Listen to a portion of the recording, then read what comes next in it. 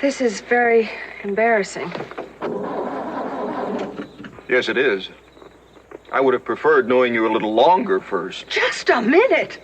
You don't for one solitary instant dare to think that I drove you here on purpose. Oh, don't try to explain. The point is you brought me here. I did not bring you here. It's this nasty little car.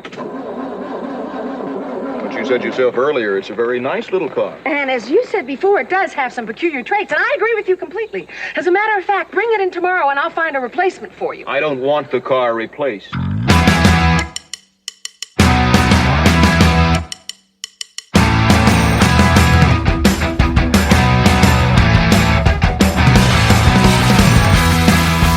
What's up, everybody? It is the Buena Vista Boys, and we have a movie for you today, The Love Bug. This has been on our list, I think, every season since we've started this show. This is our third season, and we've just had to make room for one reason or another. I think we kind of wanted to establish, maybe some more, solid, weird-ass movies before this one. Like, the Love Bug series is weird. It is a weird series, and I think it takes a little bit of foundation to build upon to get to this point. You know, there's a lot of people that we see in other Disney movies that we've talked about before. This is a Dean Jones classic. Yeah, a Dean Jones joint. I tell you, that dude, this might be my favorite Dean Jones movie aside from Beethoven. Yeah. This is my favorite Dean, which I didn't know Dean Jones was in Beethoven, by the way. We were watching it last night. The classic, was it 1992? Yeah. Charles Grodin vehicle, where Charles Grodin, that dude has always looked funny, but especially in the 90s, he was kind of puffy. Yeah. He kind of puffy faced, and he looked like a fellow wearing a mask of another man. Like he just doesn't look real. And but yeah, Dean Jones plays the villain in Beethoven, and it's pretty good. That movie, I tell you, Matt. Also, Matt, welcome. Good to see you, pal. Good to see you as well. Yeah, sorry, I just kind of went into Playing it. second fiddle to a giant dog. Dude, wonderful. That movie has Stanley Tucci in it. David Duchovny. It has Oliver Platt. It has the gal, I forget her name, who played opposite from Robin Williams in Jumanji. It has so many people in it. Star-studded and they're all cast. great. It's a great movie. The dog, Beethoven, his real name, Chris. Oh, really? Chris the dog. He doesn't like to be ostentatious. No, not Christopher. It's Chris, please. Yeah. It's like whenever you meet someone at the Disney company, you go, "Oh, Mr. So-and-so." No, please. It's, Ted. It's Chris. It's Chris. Yeah. Anyway, Beethoven rules. But yeah, The Love Bug, man, this movie, I started watching it, and I used to have a Bug, 68. Oh, wow. All right. Loved that thing, but I had to sell it to pay for my wedding. You know what I mean? Was it very similar to what Herbie looks like? This was an earlier 60s Bug, I think. So, Yeah, they all 63. kind of looked the same at that point. I think they really started changing after the split window in the late 50s it was not road safe anymore, I believe is the lore behind why the classic mid 50s split rear window thing. I didn't have a rag top though. It's a hard top. But for the most part, yeah, it was exactly the same. I loved that thing. And so this got me looking back online oh my God, what do these go for now? And they're way out of my league, baby. Oh, really? They're way out of my league. I mean, I think these are so old now that you don't just want a car to work on, I think. I don't know. Maybe you do. Who knows? But they're like 15, 20 grand for a decent shape running one, Yeah. I can't do that. But I would kill. No, thank you. For one of these, man. I would kill for another Bug. Oh my goodness. I literally probably would kill you for it. If someone came up to me and was like, "Look, I got a mint 68, perfectly running screen used Herbie. I can't. I would literally murder you. Yeah. I would drive to wherever you live. I would find you and I would murder you. No, but I would pretend. Respect that. My family would not set out on blood revenge. They would get it. Yeah, they'd be like, "Oh, you know what? This is what Dad would have wanted. I tell you what, but you just let me drive it." They were like, "What? Screen used? Okay, we good. We fine. Yeah, that's good. That's good. You got papers for that? You got okay. All right. Yeah. That's good. Drop all right. charges, officer. He's good. Yeah, I feel like if anybody would get it, you would get it. Yeah, Like, you would absolutely. understand. Totally. Yeah, man, for sure. Anyway, man, what did you think of this movie? Had you seen this before? Yes. It had been a long time. So growing up, when you got the Disney Channel, like either for free or if you paid for it, like I think it came with our cable package, they really like to push Herbie Goes to Monte Carlo and Herbie Goes Bananas. So I'm much more familiar with Herbie being much more of a character, more sentient, right? Like more about comedy and diamond heists and less about racing. So it was weird to go back and watch this movie fresh and be like, it's very down to earth. For a sentient car movie, it is very straightforward. You know what? That's a good point because this Herbie, the first iteration of Herbie, he is sort of decides whether or not to be aware of what's going on around him. Exactly. Like his awareness level is very dependent upon if it's beneficial to the plot or not. I agree. And I don't 100%. remember the other movies, so I'm sure I've seen them. I'm sure it's very different, too. But that's an interesting point. They kind of realize like Herbie is a character in and of himself, Mm-hmm. and so he needs a little more autonomy, maybe. Yeah, because this one feels much more Dean Jones driven. This is about Dean Jones trying to really make a name for himself before he's too old to become, to be a washed out driver. Like he's essentially heading down the road of being a nobody. And this is his last real chance to do something. Yeah, this is less a movie about a magic car and more about a middle-aged man deciding if he's going to be useless or not. Totally. And it's Herbie a is like crisis movie. Yeah. And Herbie is like a conduit to his glory and his legacy. And it's like, can they work together to get him what he wants? That's right. Yes. That's exactly what it is. And what's amazing to me is like how, like, maybe it's because, I've watched a lot of X-Files. Okay. Sure. Or I used to, I'm rewatching them now, which by the way, there's no fat in those episodes, dude. Those episodes are solid all the way through. Gillian Anderson, I love you. And that's it. I don't know what to say. Like, it's just such a great series. It's a tight 45 minutes. You're right. They rarely lose any of the plot. There's a couple things where you're like, it's a little too drama-y for me, dog. But so maybe it's that, right? Maybe it's watching Unsolved Mysteries all the time when I grew up. I don't know. But if a car took over while I was driving it and it wasn't like a Tesla or whatever, you know what I mean? Wasn't supposed to, if it was a bug. Yeah. And it went down the highway by itself and then like bounced or whatever, I would have no problem thinking that car is alive. Yeah. But Dean Jones spends a good hour and a half fighting that reality. Just like, right. Bro, your life would be, your cortisol levels would be so much lower if you just accepted the fact that this car is thinking and responding, and so just work with it that way. But he's like, what are you talking about? It's me. I'm the driver. Well, yeah, especially when it's like it's going way faster than a Beetle should go, and it's taking corners without him, and he's like, it's just the engine. It's buggy. Like, really? Okay. Yeah, we got to put the bugs into gremlins. He's blaming it on like good gremlins Right. now. It's like, yeah, at one point he was got to replace the spark plugs, and it won't turn left and right without me asking. Anymore. Like it's like it won't literally bunny hop backwards down the on-ramp of a freeway, but that's okay. It's stop trying to raise hippies. All right, daddy.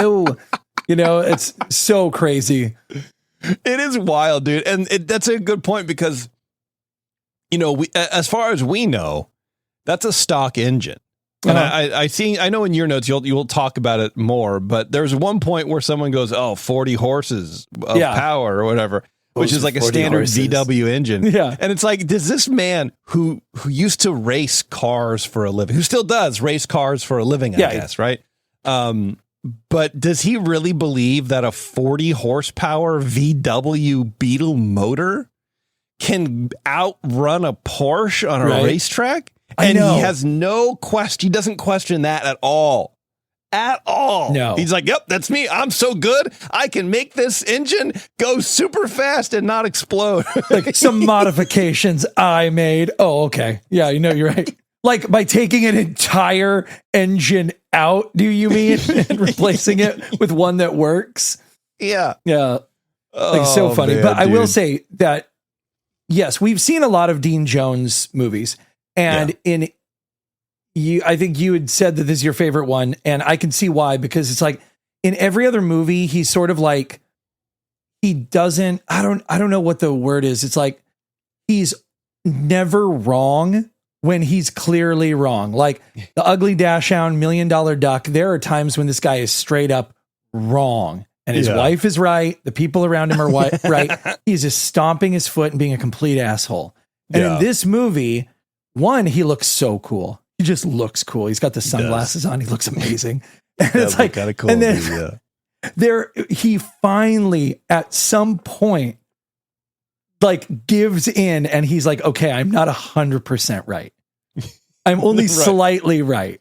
Like, and it was nice to have that catharsis of like Dean Jones, a character that Dean Jones does finally just being a little wrong. He's like, I'm wrong. You dizzy dames always telling me my business. All right, fine. Yeah. After the hell he gave his wife in $1 Million Duck, oh my gosh! Oh my goodness, dude. Well, she kind of deserved it. Ugly Dachshund he kind of like said he was wrong maybe a little bit, but then he was as a whole weird thing. All right, well, let's get into it, Matt. What do you think? Love it. Yeah, no, this is a good movie. Buddy Hackett, by the way, too, just great.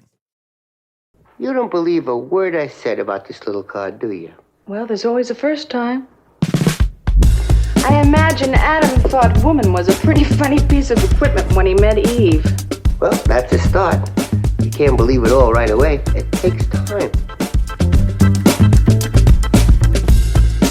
All right, well, starting off with our segment, people you should really, really know by now. By now, for sure, especially by this episode, because we have a few repeats. We have the classic Dean Jones, of course, playing a character called Jim Douglas. We have Buddy Hackett playing Tennessee Steinmetz. And for those of you who don't know Buddy Hackett, he was a very famous comedian and character actor. And Matt will talk a little more about him. We have David Tomlinson as Peter Thorndike. Now, I don't know if he's been in movies that we've covered. Has he? He has, right?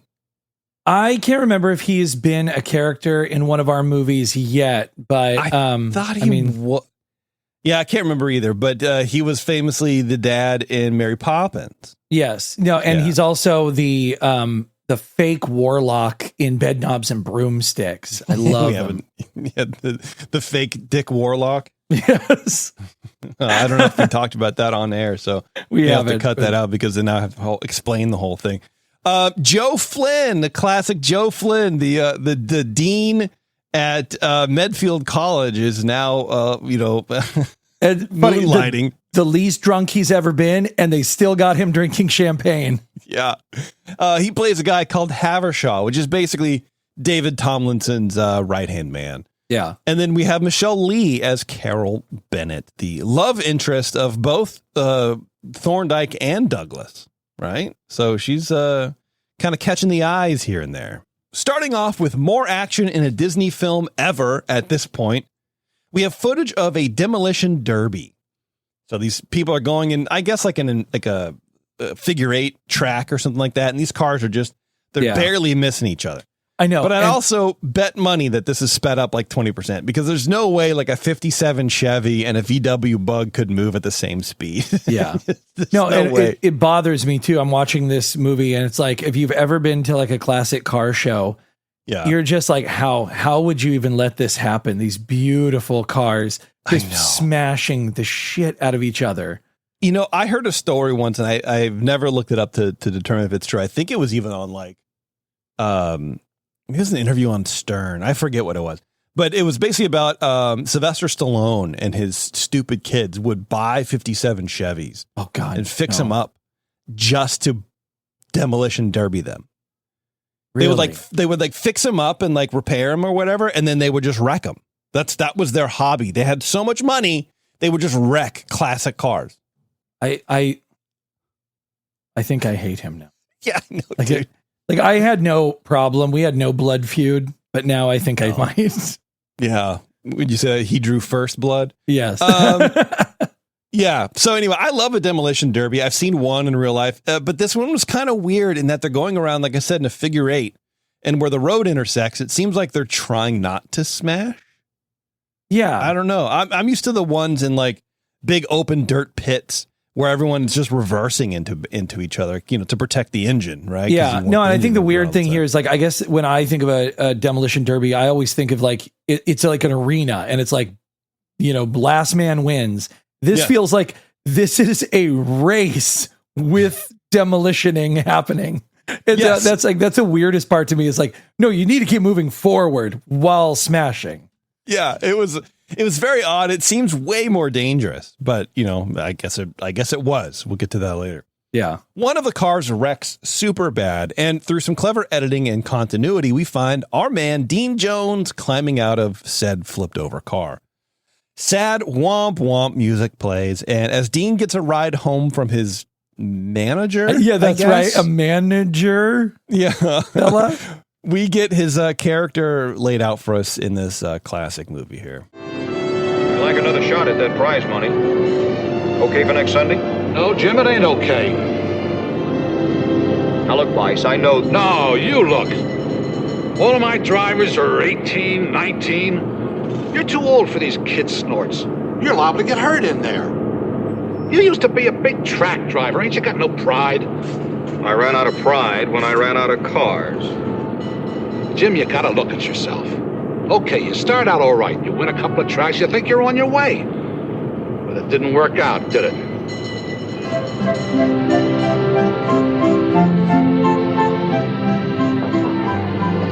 Much obliged. You need any money? Nope. Hey! What do you do with this stuff? It's for a friend.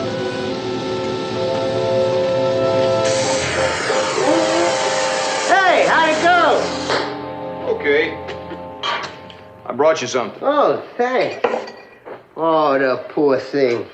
I'll find a good spot for it. You got hurt again. So? One of these days, you're going to get wiped out entirely. Well, you got to be a driver. Maybe that's not your thing, racing. How about all those car agencies down on Van Ness? I bet that a top mechanic there gets a lot of good bread laid on him. Hey, what is the matter with everybody? Can't you understand? I'm not a mechanic. I'm a driver. I know just how you feel, Jim. Hey, I used to think that I was happy painting flower seeds. Then one day, inside me, there was this little voice says, Tennessee Steinmetz. I said, what? He said, you ain't happy. Well, Tennessee, would you tell me something? Why is it the only thing we ever have in this house is parrot food? I mean, we don't have a parrot. So this movie takes place in San Francisco, and so there's nice, background shots of the Bay Bridge, and they're driving through, and you can see the old Embarcadero Freeway there, and all that kind of stuff. And then they pull up to a nice matte painting of I believe that's a Peter Allen Shaw matte painting. He went through a couple of versions of it. Yeah, it looks good. It looks gorgeous. good. Yeah, of like an old, I guess, craftsman style firehouse. Yeah, totally is a firehouse, right? Yeah. It's an old firehouse, and there's like beautiful stained glass. Like the inside looks sick. I'm like, dang, that looks so amazing. There you go. That's Buddy Hackett as Tennessee Steinmetz, and he's like a welder, and he just he's an artist. So Jim is bringing a twisted bumper from his car to Tennessee to add to his, to his art. And speaking of like ruining classic cars, the manager's driving like a really nice, I don't know what kind of car it is, but it's a classic. Obviously, anything in this time period is going to be a classic car, considering it's 2026. It doesn't matter if it's cool or not. But it's a convertible or whatever, and he like pulls this twisted metal piece out of the back seat. I'm like, you're going to tear this man's upholstery, dude. What are you doing? Right. Well, also, I about 4 minutes into this movie, like after you meet Tennessee, I couldn't help but notice that like his job is welding chunks of car together. Like that's his hobby. Mm-hmm. Right. And then he becomes Herbie's best friend. And you got to think like, that's sort of like, what if a car's hobby was welding bones together of people? Do you know what I mean? It's definitely like becoming Ed Gein's best friend. It really kind of creeps me out because like at what point does he show, hey, Hoiby, come here and look at this thing I got over here. Yeah, look at it. It's your friend's rib cage. Yeah, I put it on display in the garden. Shape up, Herbie. How does he explain himself? And Tennessee Steinmetz is sort of like, so, okay, again, takes place in San Francisco. I'm assuming at the modern age when this came out, so 1968. So the hippie movement is still there. Summer of Love is right around the corner, right? Sure. So we're getting, but even then we get a lot of, there's still a lot of that hippie, free food, free, whatever. Yeah, he's saying babies, a lot of that going on. Yeah, absolutely, dude. So Tennessee Steinmetz is sort of like a central casting character actor, right? A hippie. He's an artist who welds scrap metal into sculptures. Quits his day job. He used to have a day job. He says he quit his day job to be a monk in Tibet. Mm-hmm. He uses slang like bag and bread and something else, whatever he says. And that's kind of it. That's like the only time he ever really uses it. It's just here in the opening scene. So Jim has to find a way to get to Bakersfield for some kind of race where he can make some easy money. And naturally, that desire and another more carnal one sees him land in an upscale car showroom. Drawn in by a pair of legs from one of the showroom gals there, who's Carol, who's played by Michelle Lee. Jim is basically being kicked out of the showroom for not having enough money for the really fancy car that he wants, when he gets gently nudged by a VW Bug. And now to note, so what Tennessee was saying is like, maybe you can go down to where the car things in Van Ness, the car showrooms in Van Ness. Van Ness still to this day has a ton, just driving down Van Ness, of a ton of car dealerships and car showrooms and stuff like that. So it was kind of neat. I'm like, oh, that's, I've seen that. I know, because very nice. When he shows up to like Thorndike's little car dealership, was like, I guarantee you that's on Van Ness or something like that, because it's just, that's what it is, right? That's like San Francisco. Yeah, I don't know. It's kind of neat. Also, I love old movies that involve San Francisco in this time period, and in a way that is real. In a way that's real, since you live there, you're like, you like that they know what they're talking about. Yeah, and it's like familiar, and it reminds you how old the city is and how old some of these businesses are and some of these districts are. Like, I love the old Magnum Force movies, the Clint Eastwood, Dirty Harry, stuff like that, because they're driving down like where all the strip clubs are, and it's like the Hungry Eye Theater that's still there. I don't know. I'd like seeing that stuff like that. At one point, he's running around town and he runs by like this big cathedral. I'm like, I think it's Washington Square Park. Not like I'm a big San Francisco, historian or whatever, but like I've been there several times. So like, oh, it's just, I don't know why. It's just neat. That's great. Place you love. I wouldn't say that. I haven't been. I refuse to go. I haven't been to San Francisco in like 10 years because it costs over $10 to go across the bridge to go to San Francisco. And then you have to park. And it's just like, it's such a, come on, dude. It's too expensive just to go there. Anyway. He's nudged by this bug, which is weird because there's nobody in it. But nobody seems to question that. This is their first instinct that something in this movie is odd. Because the bug like rolls up and hits him in the leg, and then he turns around and there's nobody driving the car. The car is not on. Nobody goes, how did this car roll in here? What happened? It's just, they just accept it as a fact. Like, sometimes our cars just move. I don't know. We're haunted. It's the haunted showroom. These cars just come rolling out of the back room. We don't put the parking brake on. We're a really reputable place. We lean. Maybe it was an earthquake and it kind of shook it. Yeah. Well, the showroom manager, who is Peter Thorndike, throws a fit. Jim leaves, and some mechanics from the back rooms push the little bug out and back into the warehouse. Now, in the next scene, we see Jim running to catch the cable car, which I don't know if you can just jump on them like he does. Like, it's not free. Like, you got to buy a ticket and take the classic, the cable car, the trolley around in San Francisco.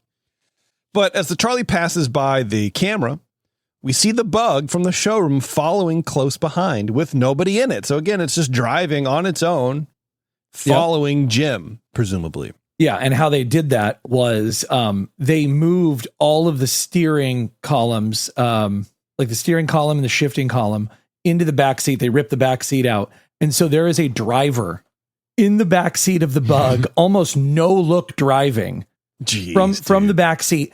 And in that scene, as Herbie is coming up over the top, right? You know, Jim gets on the trolley. So anybody who's watching at home, he gets on the trolley and the bug comes right up behind him. In the back window, you can see a dark round object of the head of the driver before he ducks all the way down. Oh, nice. He's driving it along. I missed it. That's funny. But yeah, that was one of many fun and interesting things they did for those cars. Ooh. That we will talk about later.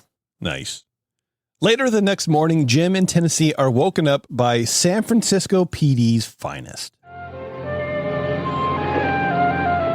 Good morning. Good morning. What do you want? Police. Right, what do you want? Forgive me for pointing, but have you ever seen that car before? No. No, I haven't. Hey, he's a cute little fella. Hey, wait a minute. Wait a minute. I think I saw that car at an agency yesterday. Now, permit me to inform you of the following. First, say nothing that would jeopardize your constitutional rights. Second, the minute that you get downtown, I would advise that you get a good lawyer. Shall we go? Go. But what for? On suspicion of grand theft. Look, now, wait a minute. There's something cockeyed about this. How did that little car get here? I share your curiosity. Shall we go? I'll do it. Okay. I'll do it, but I just want to go on record. I have seen some crummy stunts in my time used to sell cars, but this beats everything. To plant this bug in the possession of an innocent man and then to accuse me of stealing it.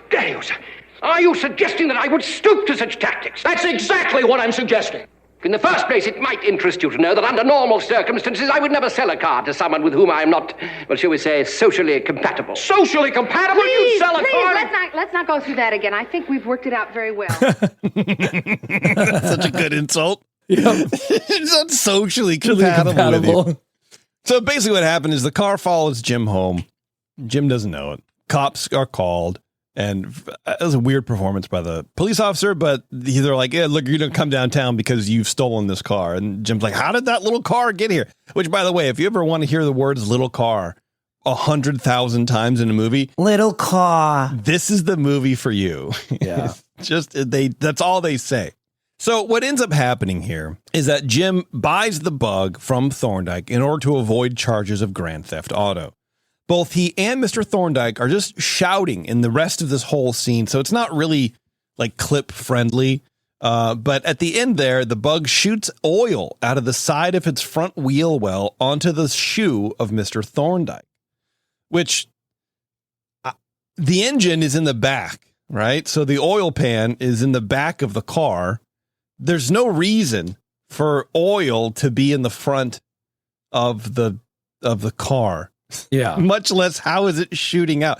What I would love to do is find like a creature designer to tell me how Herbie functions. Like how many oil holes does he have to eject oil out of? Is it, you know what I mean? Is he like a secret oil holes?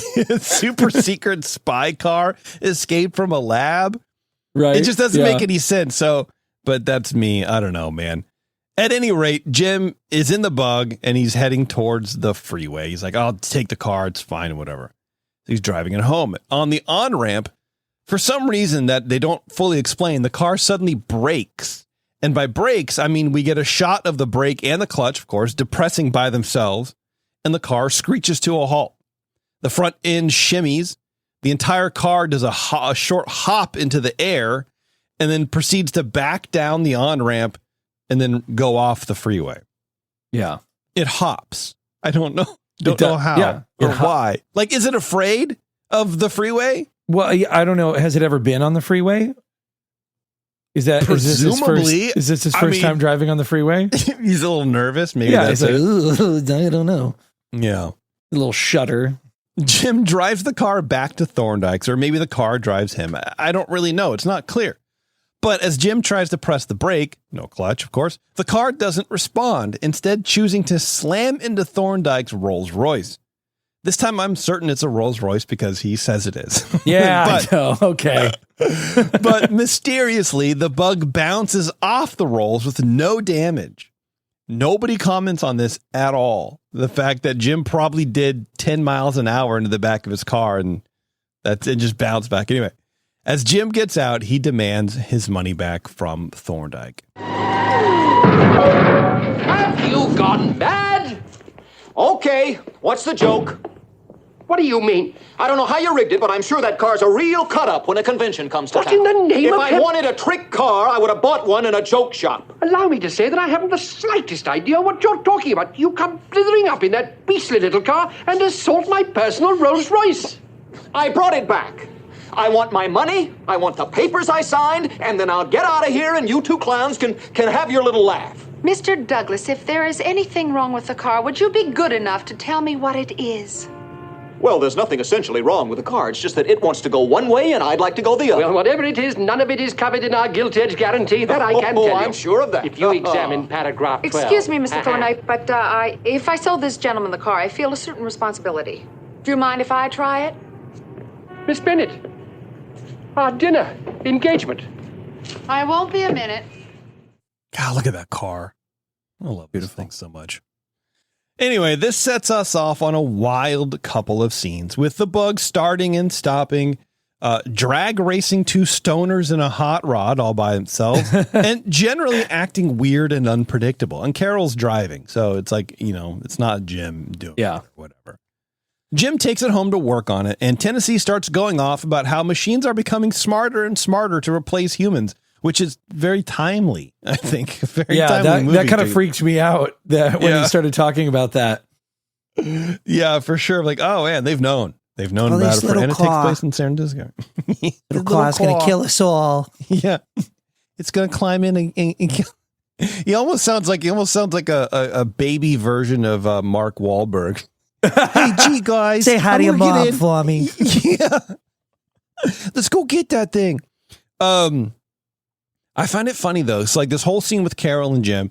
Carol is driving the car to so Jim can show her how weird it is, and it's going off and it's just doing weird stuff. And so it drag races. It does things on its own, and Jim's like, oh, I'll take it. I love it now. No question. It's like the third weird thing to happen. He's like, nah, it's fine. It's all good now. I'm not commenting on it yet.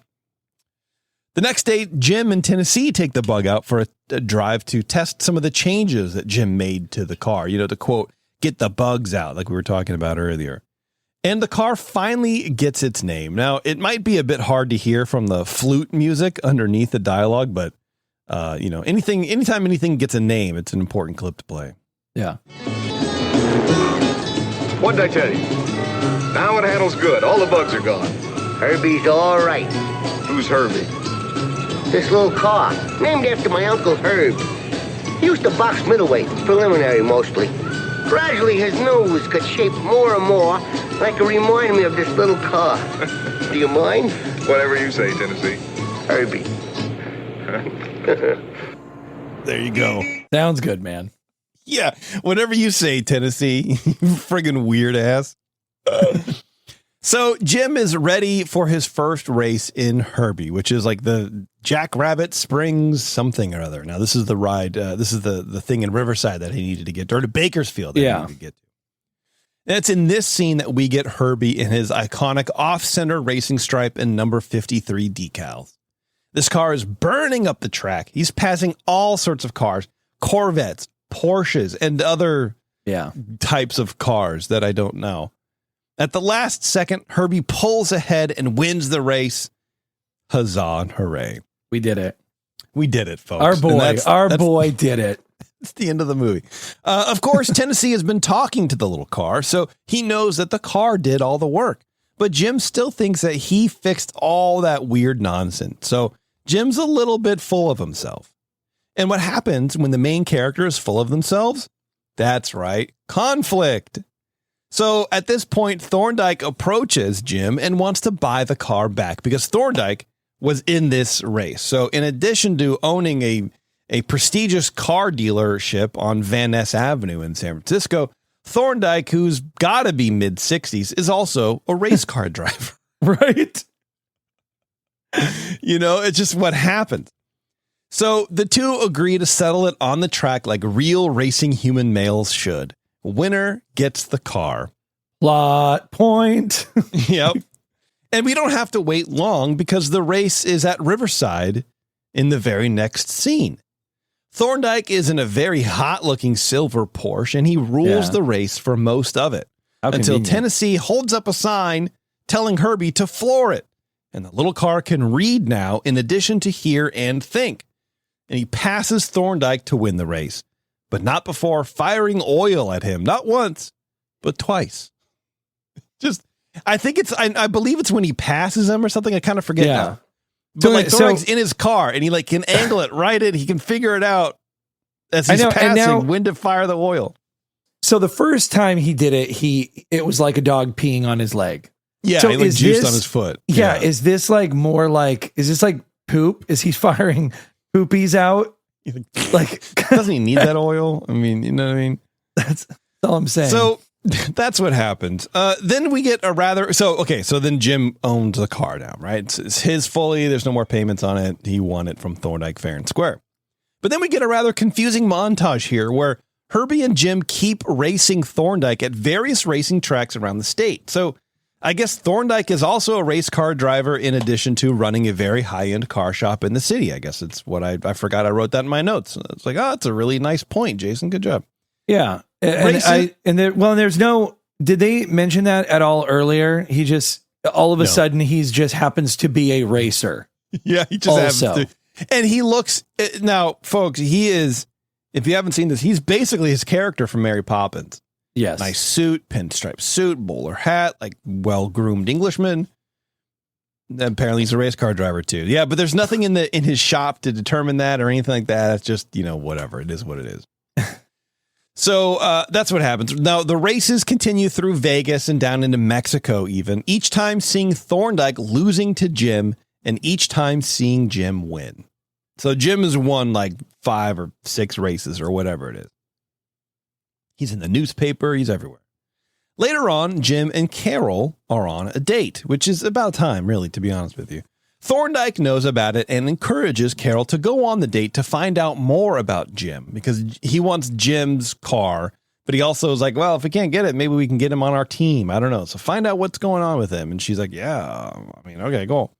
And he tells her to take the Thorndyke special, which is that hot yellow number Jim was oogling the first time he came into the showroom. So as Jim and Carol are driving through the back roads, she lets him take over driving of this, hot car because she knows that he likes it. And things kind of get a bit weird. It's a very short clip, but I had to include it because Jim is a weird ass. I can't stand that hungry look any longer. Take over. You know what I said to myself the first time I saw you? What? I said to myself, now there's a real lady.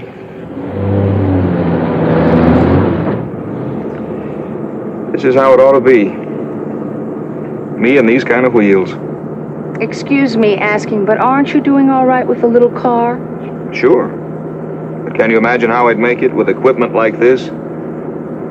Is it so important to you? Without a real car, I'm only half a man. Yeah, that's kind of creep behavior. Yeah, it is a little bit, dude. It's full creep behavior, this guy. Now, while all this is here, let me play the end of the clip because the end of the clip, it cuts into the next scene, so I'll talk about it in a second. But this is Thorndyke and Tennessee. What part of Ireland did you say your mother came from? Coney Ireland.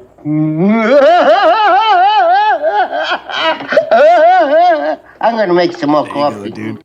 That laugh, man. So while all this is going on, Thorndyke is hanging out with Tennessee, drinking Irish coffee.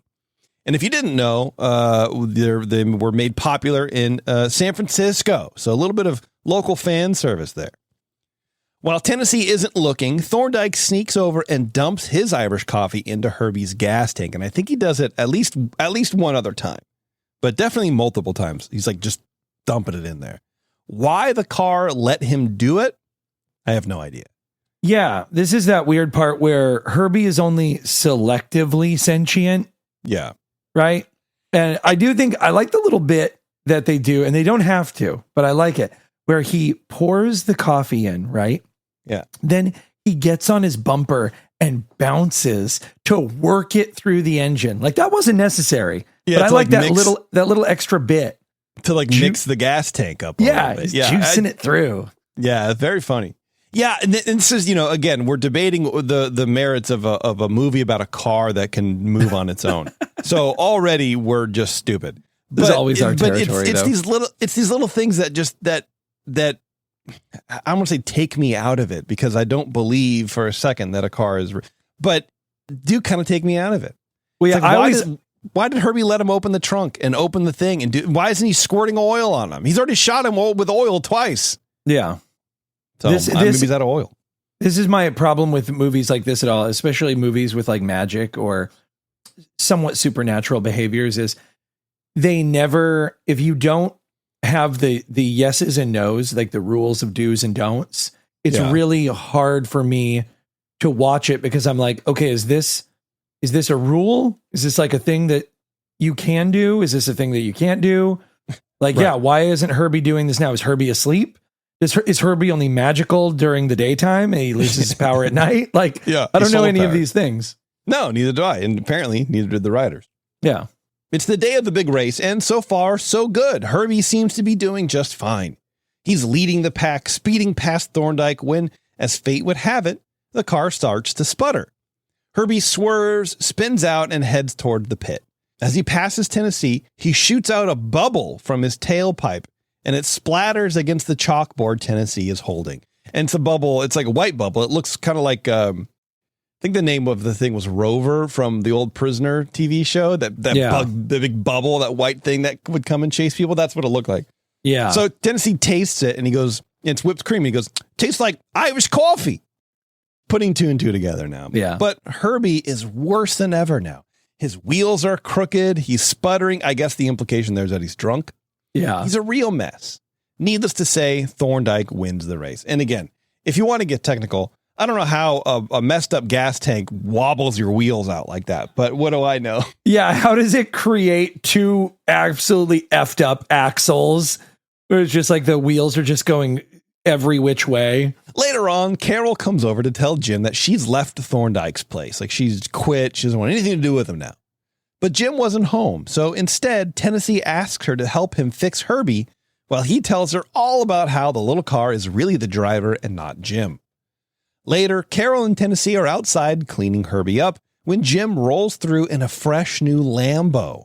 Looks just like the one Thorndyke was driving in the last race, too. Yeah. And, when I think of Lamborghinis, I think of like what we would think about them now in like the 80s, the kind of like sloped, the slammed, whatever. But these are like, I would be hard pressed as a non-car guy to distinguish between this Lamborghini and a Porsche from the 60s. I could see that. Yeah. It's like, because you have that sort of ambiguous bullet front, with where the headlights are placed and everything. And they're all very similar. And at this point, it's like there's been a few iconic breakout cars from those brands, but it's like Lamborghini later when they made their like 87 Countach, like that was it. That was Lamborghini for most people from then on. Absolutely. And they both have the kind of like rounded back end, and this is the whole thing. So Thorndyke himself calls Jim up right at that moment from his car phone. Now this is 1968. I was so surprised. And it's a phone, like it's a handheld receiver like you would have at your grandma's house. Like, it is a phone in a car. Hello. Peter Thorndyke here.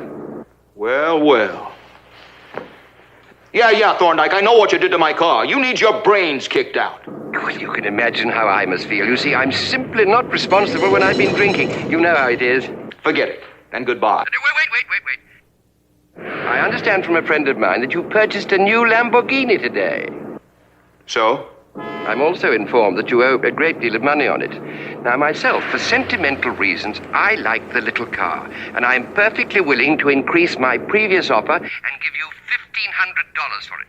Now, immediately. I'm in the vicinity. Thorndyke, I don't like you, but I can use your money. You got yourself a deal. Come and get it. Well, What do you mean you got yourself a deal? I'm selling the little car. You what? Don't make a fuss. I need the money. You crumb. You can't do that to Herbie. Carol, will you tell him how it is out in the real world? Me? Huh. Well, near as I can figure it, I'm not too smart either. I get rid of one heel just in time to find another. Well, now, what happened to you? I thought you'd be on my side. Not when you do something like this to Herbie. Has everybody gone nuts around here? I can understand how Tennessee feels. He's just in off a flying saucer. But you, I thought you made sense. Something tells me it's very, very wrong to sell that little car. Well, thank you for your opinion, but what am I supposed to do? Now, I need the money. Tennessee, if I don't sell that car... Don't talk to me. Tennessee's just off a flying saucer. Which kind of is, to be honest with you. Like, this whole time, Tennessee's been like, no, Jim, you don't understand. The little car, he's alive. And he's doing my taxes. And then we're going to go to Rome together, Jim. He's going on Broadway next year. Yeah. He's helping me get in shape. He's doing me a diet plan. He's my dietitian now. And he's going to perform open heart surgery tomorrow. He's marrying me and an Oldsmobile next week. So this movie was made in 1967-ish, probably heading into 1968. And car phones did absolutely exist. Car phones have existed since the late 1940s. It would absolutely fit this character because they would have been, until the early 80s, an absolute 100% luxury item. Yes. Yeah. So Thorndike would have been able to have a phone in his car. And you're like, well, how would it have worked? There's no phone lines in the car. It worked on a high-powered radio frequency. Mm-hmm. And so you would have to call a special operator to have them patch a call through. Nice, dude. Yeah. It's good tech, man. It seems like we could just do that now. Right? Still. And then it would be cheaper. Actually, it probably wouldn't be cheaper at this point. But in the 90s, it would have been cheaper. That's for sure. Didn't get on that plan where I can't talk long. I got 5 minutes a month. So, are we going for pizza or what? Okay, bye. I'm driving there right now. I'll see you there. Okay, bye. Yeah. So this argument, so this scene kind of kicks off Argument City, where Carol and Jim are shouting at each other. Tennessee's outside banging on stuff. It's another clip that's really hard on the ears, so I didn't include the rest of it. But Jim, hears banging outside after this, right? But it's not Tennessee. So Tennessee goes outside to express his displeasure at Jim selling Herbie. And so he's like, banging on metal. But then Tennessee comes in. And then Jim and Carol are still going at each other. And then he hears banging again. And he's like, Tennessee, will you knock it off? And he goes, it's not me. He rushes outside to find Herbie smashing his front bumper into his new Lambo over and over and over again. Oh, my God. The car looks wrecked to hell. Absolutely destroyed. Thorndike shows up to buy Herbie. And as the two men argue, Herbie slips off into the night. And realizing what he's done, Jim scampers off into the foggy San Francisco evening, calling out Herbie's name. But again, nobody is questioning at this point why this car is doing this. Yeah. Jim still thinks he's like the driver, and maybe the car rams into a new car over and over again on its own. That's just kind of maybe what cars did. I don't know. It's weird. He did have a moment where he picked up that shovel and he's like, he's mad at me because I took credit for all them races. Yeah, and he's like, think about what you're saying. Yeah. So you just yelled at us for being insane. What are you talking about? Yeah. So after a bunch of hijinks, including Herbie hiding from Jim inside a Chinese dragon dancer thing, those like big, for like Chinese New Year or whatever, the big dragons or whatever, that like 15 people inside. Yes. 8 guys inside of it. He hid inside one. Yeah. There's Herbie hiding inside one, as if. But whatever, I'm not even going to go into that. Don't worry about it. Jim finally catches up with the little car on the Golden Gate Bridge, of all places, as Herbie tries to throw himself off the bridge, folks, into the San Francisco Bay. Yep. It's an absolutely insane scene, even by Disney standards. It is a monstrosity of logic. The car just hops up onto the railing and then it's like high sides like a turtle. And he just can't like manage to tip himself over, even though this is a car that can hop And I don't know, like there's no, I guess you can't shift your weight as a car. So you just kind of like stuck there and Jim climbs on it. Yeah. It's stupid. Well, it's ridiculous. morbid too, because so many people jump off that bridge annually in real life. And so it's kind of like oddly on point that he would go do that, because it is sort of been a problem ever since that bridge was built. Yeah, but at the same time, it's also kind of insensitive to put that in the script to do that, because it's like, oh, he's just going to jump off the bridge, not thinking about like, oh yeah, that is kind of actually not that people really do this. Yes, and it's a sign of like serious mental illness. Yeah, and so right. I was watching that and I'm like, even for 68 or probably by the late 68 when they were filming that, it's like that was still a thing. Like that was still.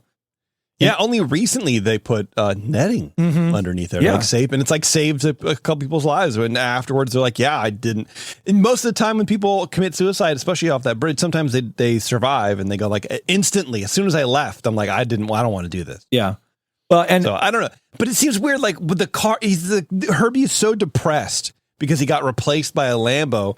He lashes out, destroys the Lambo, and then goes to kill himself. Yep, it's just like too much, but. Whatever. Jim saves the day. It's fine. I know. And he didn't even like go get drunk or anything first, I don't think.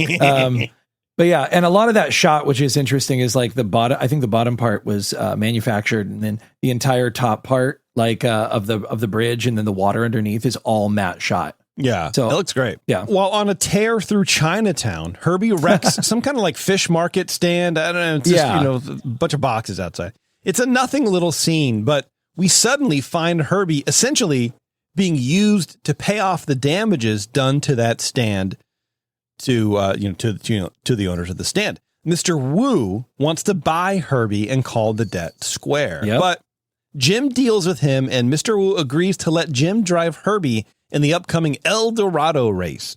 And if he wins, I think it's like Wu can keep the prize money, but he has to sell Herbie back to Jim for $1. Correct. By the way, nailed it. Wu's name is Tang Wu, right? Not Wu Tang, but Tang Wu. Yeah, which is we're so all good, reading dude. that backwards. The entire It's movie. absolutely like. Wait a minute. Hold on. Wait a minute. Race day, a no holds barred, anything goes rally, any car, no rules. Thorndike approaches Yang. What the hell did I say? Thorndike approaches Wu for some last-second wheeling and dealing. No pun intended. Further, you must remain on the secondary roads which have been posted for this race. Other than that, we've tried to reduce the rules to a minimum. Instead of all this technical mamby-pamby there's so much of today, we're putting the emphasis on speed, endurance, and courage, the way it used to be. As you know, this is open formula racing. Anything goes. Any style of car and crew you wish. The object, gentlemen, is to win. I wish you all the very best of luck.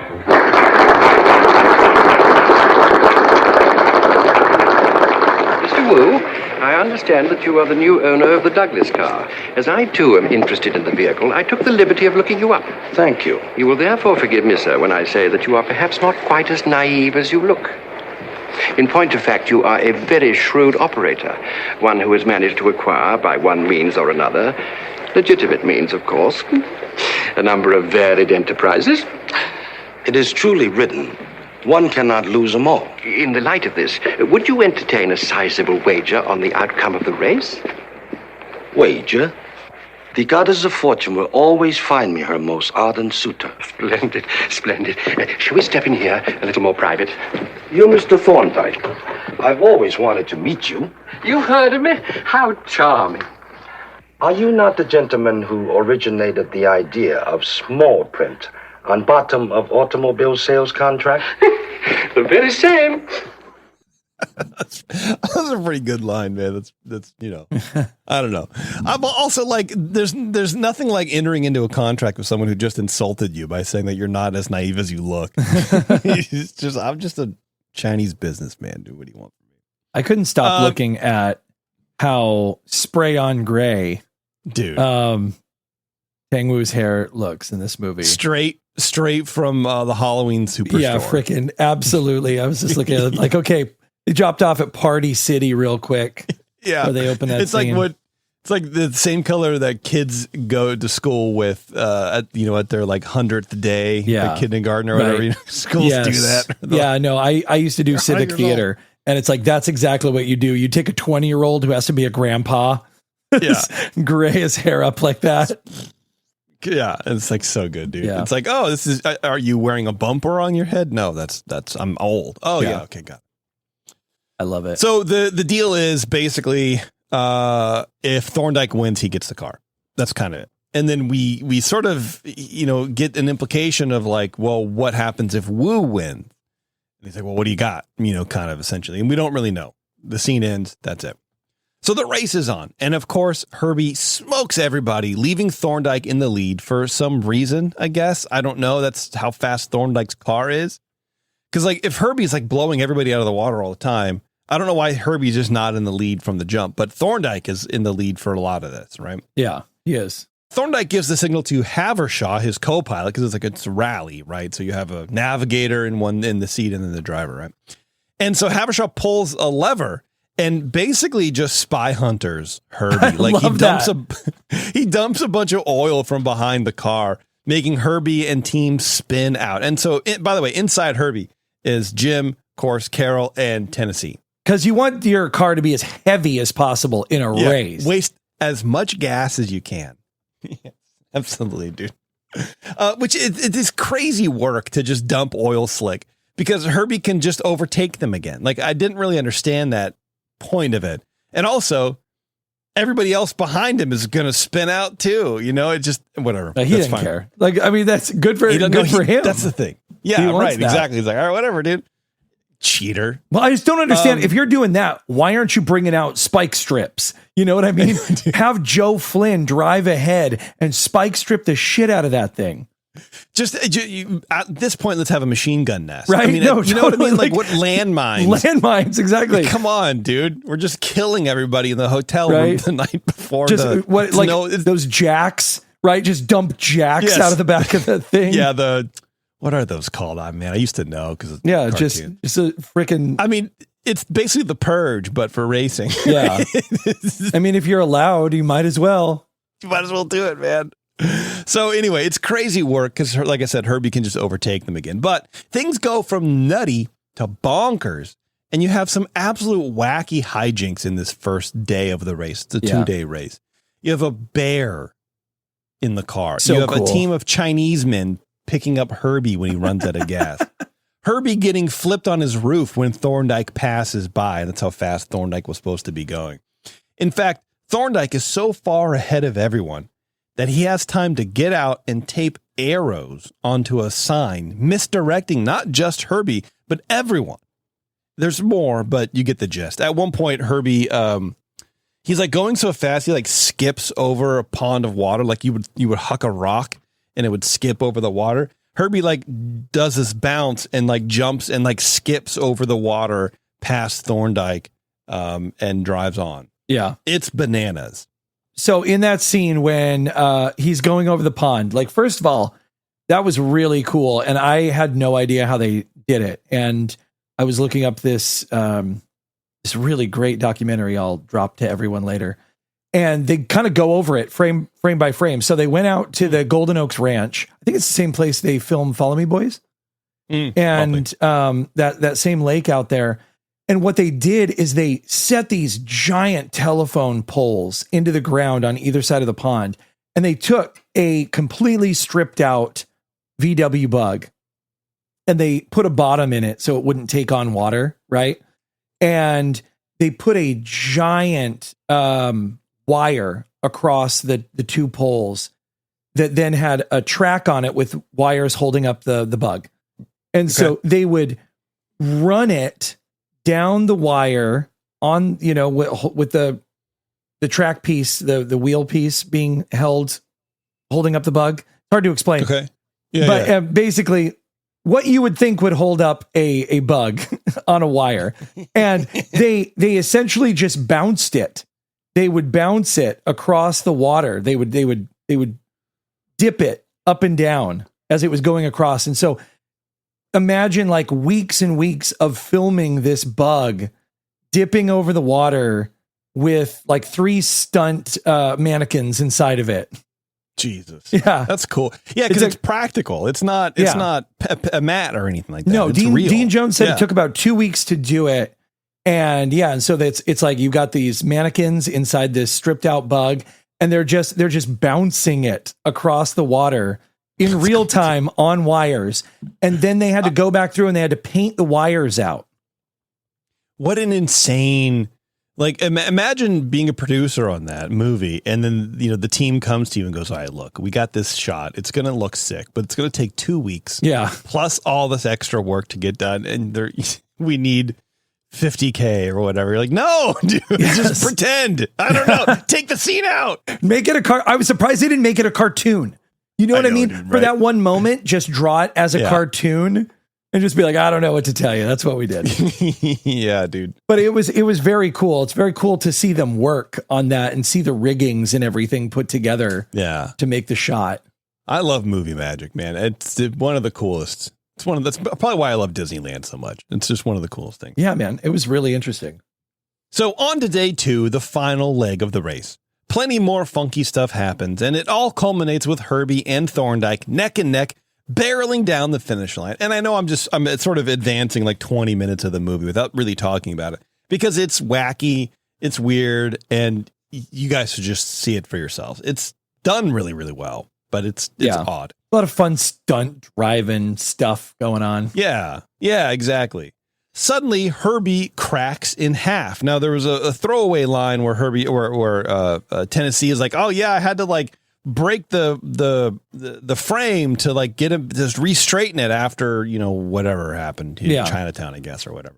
And he's like, "I hope it holds together." And so that's what this is referencing. So like Herbie's cracked in half. Tennessee's back there literally welding, like I guess he knew this would happen, so he had his like map gas or whatever. I love that. And he's trying to welding as they're driving at a top speed of, I don't know what, 90 miles an hour, just welding. Yeah. He's like, "Don't look at me, Carol, hold the car together." So whatever, Tennessee's in the back seat, Jim and Carol are in the front, even though the engine has now fully separated from the front half of the car. So at some point the car kind of elongates. So the transmission and the drive shaft or whatever car people would call proper car parts, that somehow elongates. It stretches out. The tube, and then the tube on bottom. There you go. It shrinks back together, and then it just breaks in half. So the front half of the car fully separates from the rear. So even though in the rear in the bug, in case you guys didn't know, is in the back of the car. So even though the engine is fully separated from the front half of the car, the Jim and Carol half still are keeping pace with Thorndike down the final stretch of the race towards the finish line. They're neck and neck, but they have no engine. So Herbie's, I guess Herbie is like, even when you take him apart, he can still run both of his parts. He's like a worm. Yeah. You cut him in half and he just regrows. I don't know what's going on. And to do that, what they did is they had the front half of the car. They filmed it a little higher. And so they were able to put a third wheel on the back, essentially making it 2 wheels in the front, a tiny wheel on the back. And then there was a tiny little engine in there. And they were driving that section. And then this was really interesting. So the back section that had Buddy Hackett in it, what they had to do is they had to put a tiny wheel on the front, right? Kind of make it a 3-wheeler on the front area. And you can kind of see it's being hidden by that bottom piece you were talking about, the drive shaft. Okay. And they had to put the steering in the roll cage bar. So you'll see Buddy Hackett's not driving that. It's a stunt driver. And his hands are up here, like he's holding on, but he's driving from there. He's driving from the upper cage. That's super clever. Yeah, it was really neat. I love it, dude. Yeah, that's awesome, dude. That's cool. But so Jim and Carol are keeping pace with Thorndike, but the back half featuring Tennessee passes both the front half and Thorndike at the last second and wins the race. Meaning Thorndike has lost the bet with Mr. Wu. And in the next scene, we get to find out what that was all about, what the bet was. Turns out Thorndike had bet his entire car business on the race. And now it's another Tang Wu Enterprise, which is what is on the back of their like jumpsuits or whatever. I love that. Thorndike and Havershaw are working there, and they have a little oil fight. It was just very reminiscent of a gasoline fight from Zoolander, but that was a weird scene. Like, oh, okay, now we work for you? All right.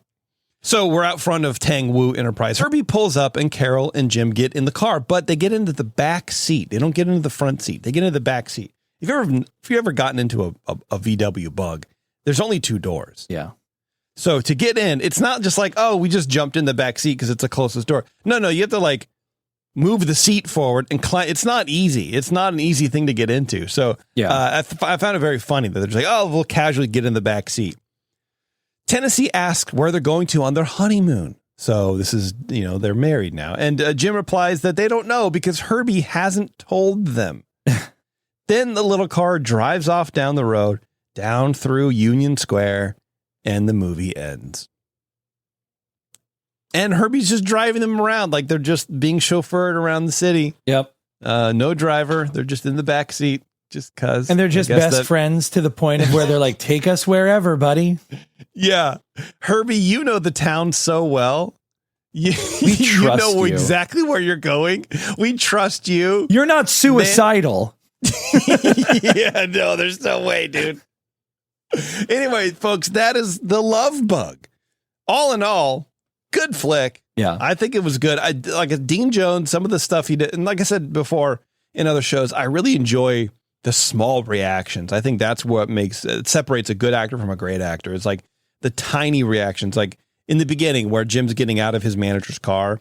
And when the manager goes, you want some money? Do you need some money? Yeah. And he's like, Dean Jones he's getting up, and then halfway through his motion to get out of the seat, the manager asks if he wants money. And before he's even all the way erect, standing up, right, he pauses as if that question hurt him. Yeah. Oh. And you don't see his face. It's just from behind. But in his movement, you can tell that really was that was a wound, you know, and just those things, man. I don't know. It was a great movie. Buddy Hackett, I don't know. I mean, he's Buddy Hackett. What are you going to do? Yeah, I don't know how much they let him improv his dialogue. I don't think as much as we would think, but they really needed to cut how many times he said "little car," little car, the little car, the little car, the little car. Jeez, calm down. Especially the last 40 minutes of that movie. Yeah, goodness gracious. But constant. I think what I liked about this movie, watching it again, is it made me feel how I feel about Disney, if that makes sense. Like the way I feel about Disneyland and the way I feel about Disney in general, this movie has a lot of those beats and a lot of those pieces in it, from the Peter Ellenshaw matte paintings to like when they open the glove box and, and Thorndike's face is in there and he's like, get me out of here. And there's just, I don't know, there's just an entire vibe to it that is what set Disney apart from anything else. When you watch this movie, no one has to tell you you're watching a Disney movie. Like, no, it's all there, and it's the stuff you like, not the stuff you don't like or you found like a little weird, or like a little hacky. It's right in that vein. I agree, and I wonder what that is, like what separates a Disney movie from another movie of this time. And I wonder if it's just that, like, they invented full length animation, right? Yeah. And to do that, you had to dial your story in. And I wonder if it's based on that, where they go, okay, this is how we figured it out. And, Disney still is well known, but especially back then, they were really well known for teaching other people, for training different departments on what the other people were doing and like kind of elevating everybody's game. Yeah. And I wonder if there's some aspect of that where it's like, okay, we know here are the beats. Here's what we have to hit. Here's where we can put in something wacky. Here's where we can't. And you know what I mean? It's just a very different storytelling method in a Disney flick because you have to work in all these gags. And Walt knew that from the beginning. You have to make things funny and appealing for everybody. So where are they going to go? But they also have to fit. Yeah. I don't know. And I think it's also, it is dialing in a story that is not ashamed of itself. And I'll explain. Like, so this movie, like you said, no one is freaking out that this car is real. They're just kind of going with it. But the story isn't about Herbie being real. They're not lost in the sauce here. Herbie is just a character along with everyone else. The story is about winning this race to be somebody and to not lose what you have. Right. You know? Yeah. Yeah. And it's a Dean Jones joint. Yeah. Versus the other ones, which are more Herbie focused. And I think you can possibly, and I haven't seen them, get wackier. Yeah. Oh, they do. Like Herbie gets filled with bananas and he's running from diamond smugglers. It's crazy. See, I love this. But it is. So this is that moment where even like, you know, a lot of stuff we've covered. Like I was watching this movie and I was relating it to, like how much work they put on this. It reminded me of a Darby O'Gill a little bit and The Little People. Yes, for sure. Yeah. That movie, they put so much effort into to do all these practical effects for a story that is not about little people. It's about family. It's about family. It's about in the way Fast and the Furious was. You know, but that's not what it's about. It's not about magical creatures. They're in it. They're part of it. But it's about a man and his daughter and dealing with transition and becoming old and legacy. And that's what it is. And this movie's not too dissimilar. This is about getting older. What kind of legacy am I going to have? Do I have one last shot at doing my dream in me? You know? That's right. Yeah, I do love, though, by the way, speaking of that, one last shot, is that like when he gets Herbie and he's running all the races and he's winning everything and he's in the papers, he's in the International Times, like Wu knows, he recognizes the car, like Tennessee like wipes it all off or whatever. And when they're in the lot, like, and Wu is going to take control of the car, you know, because to recoup his expenses or then he sees the car and he recognizes it and he pulls out like a paper and there's a picture of Jim in the car and it's like in Chinese or Japanese or what, you know, whichever language it was, not to be like, I think it was Chinese. Uncomfortable. Yeah. And so it's like, oh yeah. So all throughout the world, people know like, so Jim is already famous. He's already has the thing. Yeah. But he just, but then the conflict becomes ownership of the car, which I do kind of like too. It just, I don't know. There's a lot going on there, but let's take a break, Matthew. What do you think of that? Let's take a break and we'll come back and we'll get into how this movie was made because I would be willing to bet there's a lot of cool stuff in there. There is a lot to cover and we'll try to make it as entertaining as possible and I'll stay on task. Okay, good job. All right, everyone, hang on a sec. It's the Buena Vista Boys. We're going to be right back digging into The Love Bug. This little car saved his life. What do you mean the car saved his life? Well, that's what it looked like for a moment there. You know how funny things can look in the fog sometimes? I think you've been up on that Haight-Ashbury beat too long.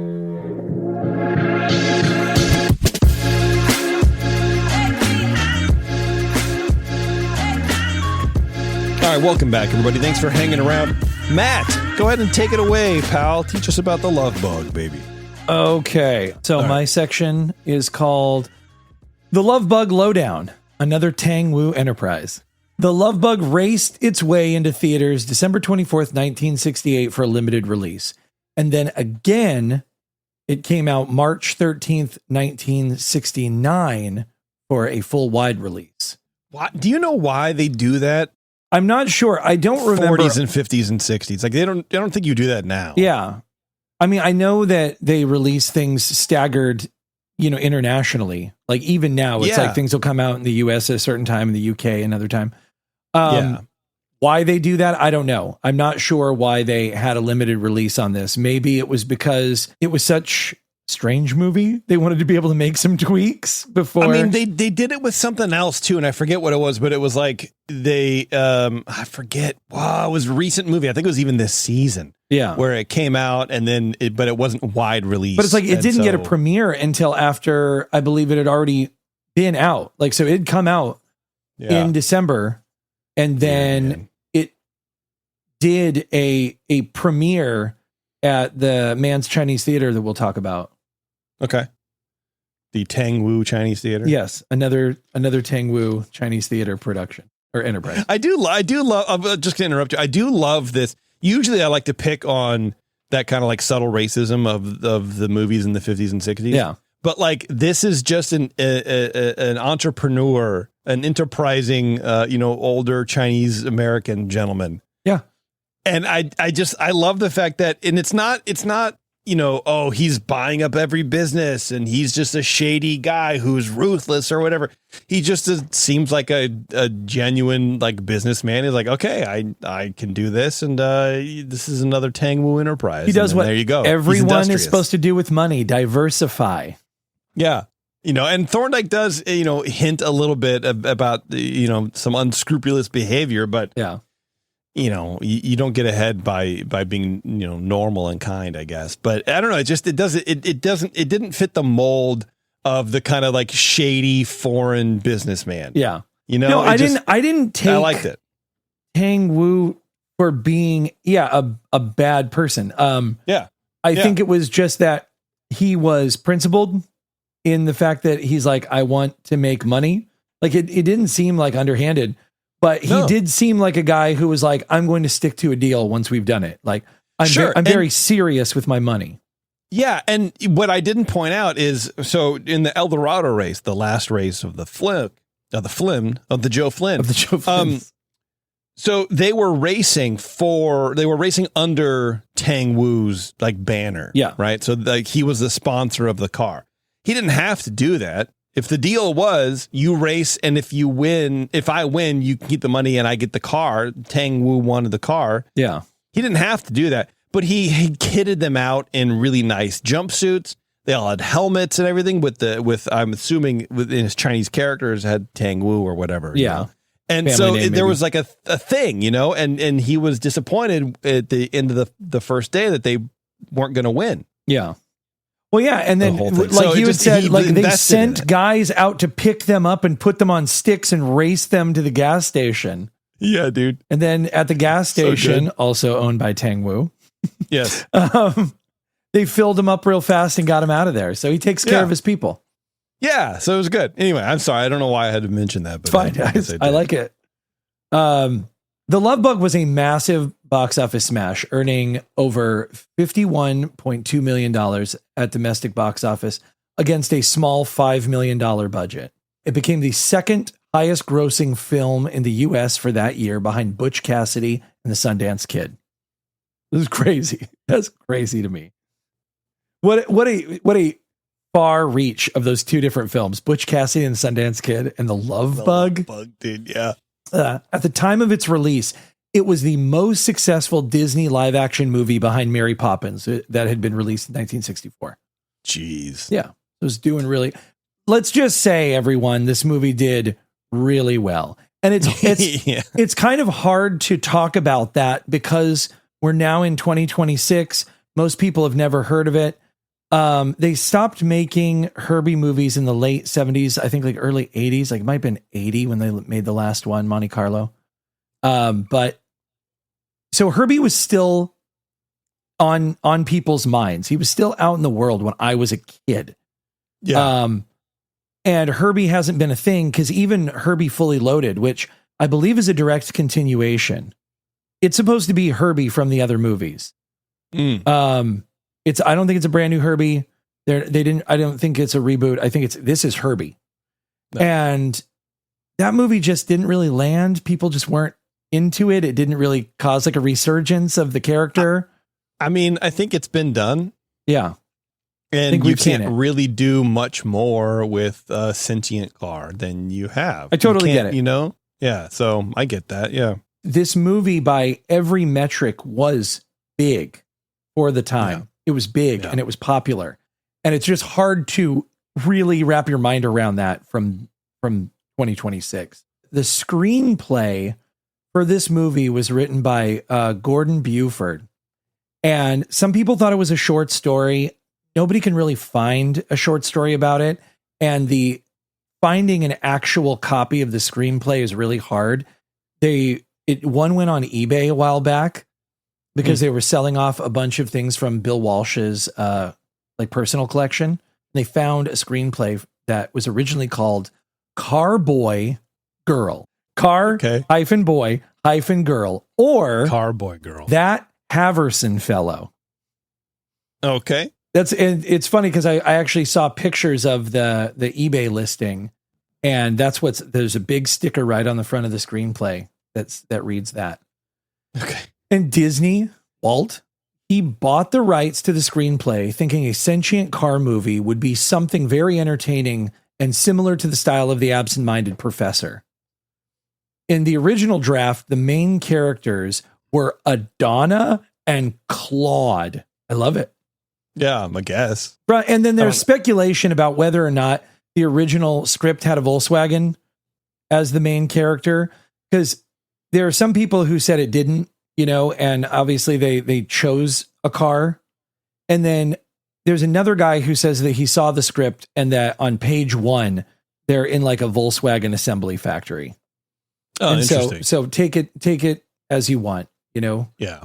Dean Jones had brought Walt Disney a script he had an option on, and it was about the first race car that ever came to America. And Walt told Dean he'd read the script, and Walt had a better car script for him. But that's how close they were at the time. Dean's just walking up to Walt Disney and going, "Hey, I got a line on this script. I kind of want to take a look at it, see if you want to make it." I mean, at this point, he better have Walt Disney's personal car phone number. Right. You know what I mean? Like, yeah, I'm surprised Dean Jones isn't godparent to one of Walt's kids. Well, for all we know. Yeah, that's true. The Love Bug was the last movie that Walt personally greenlit and worked on before his death. Oh, damn. Yeah. Not last production, but these are the last live action production. Yes. I think because I think animated it was Jungle Book. Yeah. The movie went through multiple title changes and iterations. And this is funny because this was confirmed by Dean Jones himself in the documentary I watched. So obviously there was Car Boy Girl. They were going to go with it. Car Boy Girl. I guess it makes sense now that this day, right? 2026, Car Boy Girl sounds just like options, for gender. Yeah, right. I mean, because there's like the movie Her, right? It just doesn't really matter. But I guess it's like, well, this movie had a car and it had a boy and it had a girl. Yeah. So why not Car Boy Girl? Hey, let's go with it. They were going to call it the Magic Volksy. Gross, dude. Gross. Yeah, I don't like it. The Runaway Wagon, spelled wagon like with Volkswagen. Ugh, the W-A-G. Don't like it. Closer. Beetle Bomb. Do you like that one? Beetle Bomb. No. What about Wonder Beetle? No. Bug Boom? No. And the last one is Thunderbug. Thunderbug would be sick, but for something else, I guess. I don't know. Yeah. Dean Jones was going over Thunderbug. He's like they wanted to call it Thunderbug. He's like, can you imagine? Thunderbug. He was disgusted by it. It is interesting though that they landed on Love Bug because while there is like a romantic thing, like at the end of the movie, Dean Jones and Carol get together, but it doesn't match. Yeah. And especially how heavily they leaned on the time, they put so many hippies in it at San Francisco. Love Bug just feels like so much better. Yeah. Thunderbug would have had to have been a different movie. Yes. Yeah, absolutely. Yeah. And that makes sense that, the time and place for love and it's the way the lettering is, it's very, that bubble 60s hippie kind of, the cleverness of making the word love bug into a bug. Love it. Yeah. So this movie is directed by our boy, Robert Stevenson, a name you should know very well by now. Mary Poppins, That Darn Cat, Bedknobs and Broomsticks, The Shaggy DA, just to name a few. And what's interesting about this, outside of Stevenson just being a very diligent, good director, like brought a lot of the classic names to the screen, he storyboarded nearly every shot of this movie in fine detail. And so think about these little cue cards and think about every single shot you saw in the movie, but having it written and drawn on a cue card first, all the way down to sound effects. He had so locked in what he wanted on screen. There was like no debate that there was going to be almost zero improv in this movie. That's crazy. He had put out every single thing that he wanted to do and wrote it out in fine detail. And I saw some of the panels of it, and man, yeah, he got what he wanted. That's cool. He worked on it over and over and over again. And he was apparently so nice that Dean Jones had said that when he would do a take, Robert would go, "That was great, Dean. Really good." He's a soft-spoken guy. He goes, "That was really great. Let's do another one just like that." And it was his way of saying, "You didn't get it right, but I'm not going to tell you didn't get it right." That's the classic director thing where it's like, perfect. Do one more exactly the same way. Yeah. And I wonder if it comes from guys like that, or it just, because now it's just a trope of like the director who is, passive maybe. But back in the day, it's just a kindness. That's all it is. Yeah, no. But from what I could tell, everyone really did like working for him. Like he was very soft spoken, but also you could tell like he was very detail oriented. He knew what he wanted from jump, and he was just really like gracious about how he was going to get it. Nice. So Herbie, the car, there's a lot of great stuff about Herbie here. We could talk all day about it, but these are the things that I think are the most interesting about Herbie. Herbie essentially was a 1963 model 117 Volkswagen Beetle ragtop sedan. God bless, dude. Right? So that's why there's that kind of darker gray piece across the top. Have you ever seen one like that? Like, can you just unpop those off and like pull them straight you slide off? it back. Okay. You slide it back. Oh, Yeah. it just slides. Okay. Yeah. Interesting. Yeah. It gathers at the end, right? So it's like It bunches up like an accordion. Yes. Okay. Yeah. Well, very interesting. But yeah, so we'll talk about how many versions of Herbie there are, but essentially, have I ever seen one like that? Please. I haven't. Yeah. Oh God. Okay. But just keep that in your mind that he is supposed to be the core of Herbie is supposed to be a 63 model, but they used multiple years in the Sure. Yeah, but, I mean that's the beauty about bugs. Yeah. They don't really change until like the Super Beetle in like the 70s. No, which is really interesting. There's an aspect, I didn't write it in my notes, but it is something that's interesting when you watch the movie. Look at the little tiny lights, the turn signal lights. When they're orange, they're not a 63. It's like they'll sometimes they'll be orange in the movie. And so that's when they're using a different year. I think it's 64 or something like that.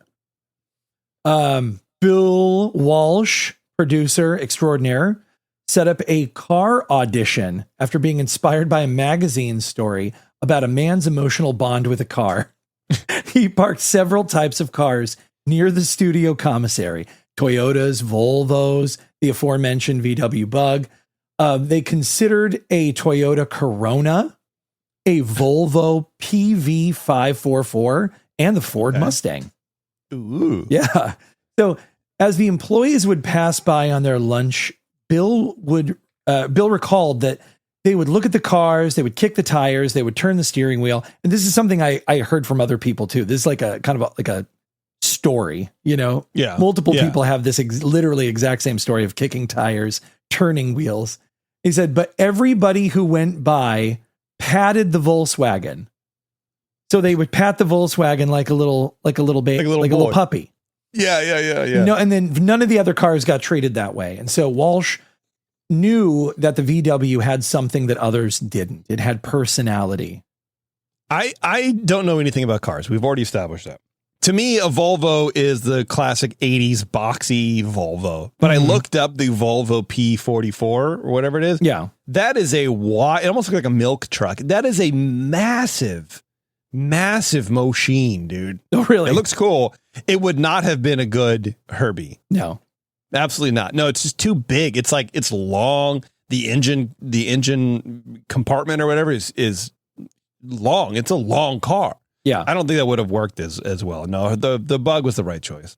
No, I think so too. I think after some of these different options, I think it was the one that was the most, it's just goofy looking. I mean, clearly. It is because also like who cares about a Ford Mustang in a race? Like they were racing against Mustangs. Like that was a racing car. They're too non-iconic. They don't stick out. Like this thing was weird looking. And it had the big eyes, the big bug eyes. It had the big bug eyes. Yeah. But like the thing about the Bug is like it's not a race car. And so that's what makes it cool. Like that's the bit, right? It's the joke. Yeah, no, I think they knew what they were doing. And like I said, they multiple sources talk about this car audition. But then somebody again also said that it was already a Beetle in the first iteration of the script. So I wouldn't be surprised if it was both could be true. Yeah. Right. Because like, okay, well, what else would work besides a Bug? Maybe we don't want to do that, or let's just see what else. We're shopping around different looks. Yeah, they could put it up against the Bug. They brought the Bug and then they put it up against the other ones, and they're like, is this really the one we want? Okay. That could be it. Yeah. Now, Herbie was painted a Volkswagen L87 pearl white. Herbie's interior was painted a special non-reflective gray, so the camera and studio lights would not reflect. Under normal circumstances, the interior would be a matching L87 white. So that's something, you just put that in your pocket, everyone.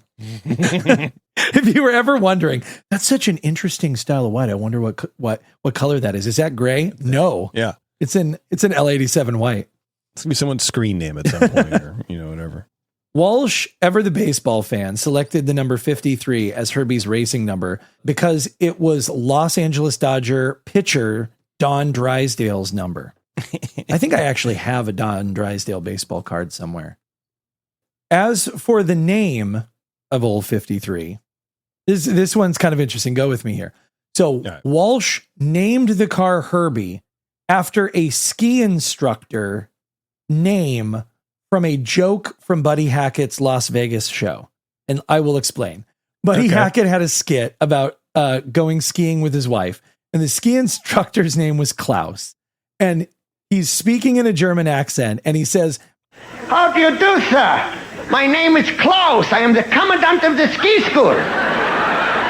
This is Hans and Fritz and Wilfried and Sandor. Who will you ski with? I said, if you ain't got a hobby, I ain't going. All right. And it's funny. It's a cute little bit. You gotta have a hobby, I ain't going. And so that's where they pulled the name Herbie from. Interesting. The Volkswagen initially did not want its branding used. So Volkswagen didn't want their branding used in the movie. The car, I guess, somehow was fine, but they could not use the word Volkswagen. I can't imagine why. Why would you not? The reason is specific. Disney. I'll tell you exactly why, because I was looking it up. And one of the reasons is because in the film, the car falls apart multiple times, and they didn't want the car being associated with something that can fall apart so easily. Yeah. I guess. I mean, to me, that's a translation issue. Yeah. Right. Where it's like, oh, well, it's not falling apart because it's poorly made. It's because it's sabotage. But I guess also the Bug did have that. Well, kind of, and it's smashing other cars and it's acting unruly and, it's getting drunk. It's probably too and German. It tried to commit suicide. Yeah, they're like, dude, the war was less than 20 years ago. We don't need that kind of heat, dude. We don't need that at all.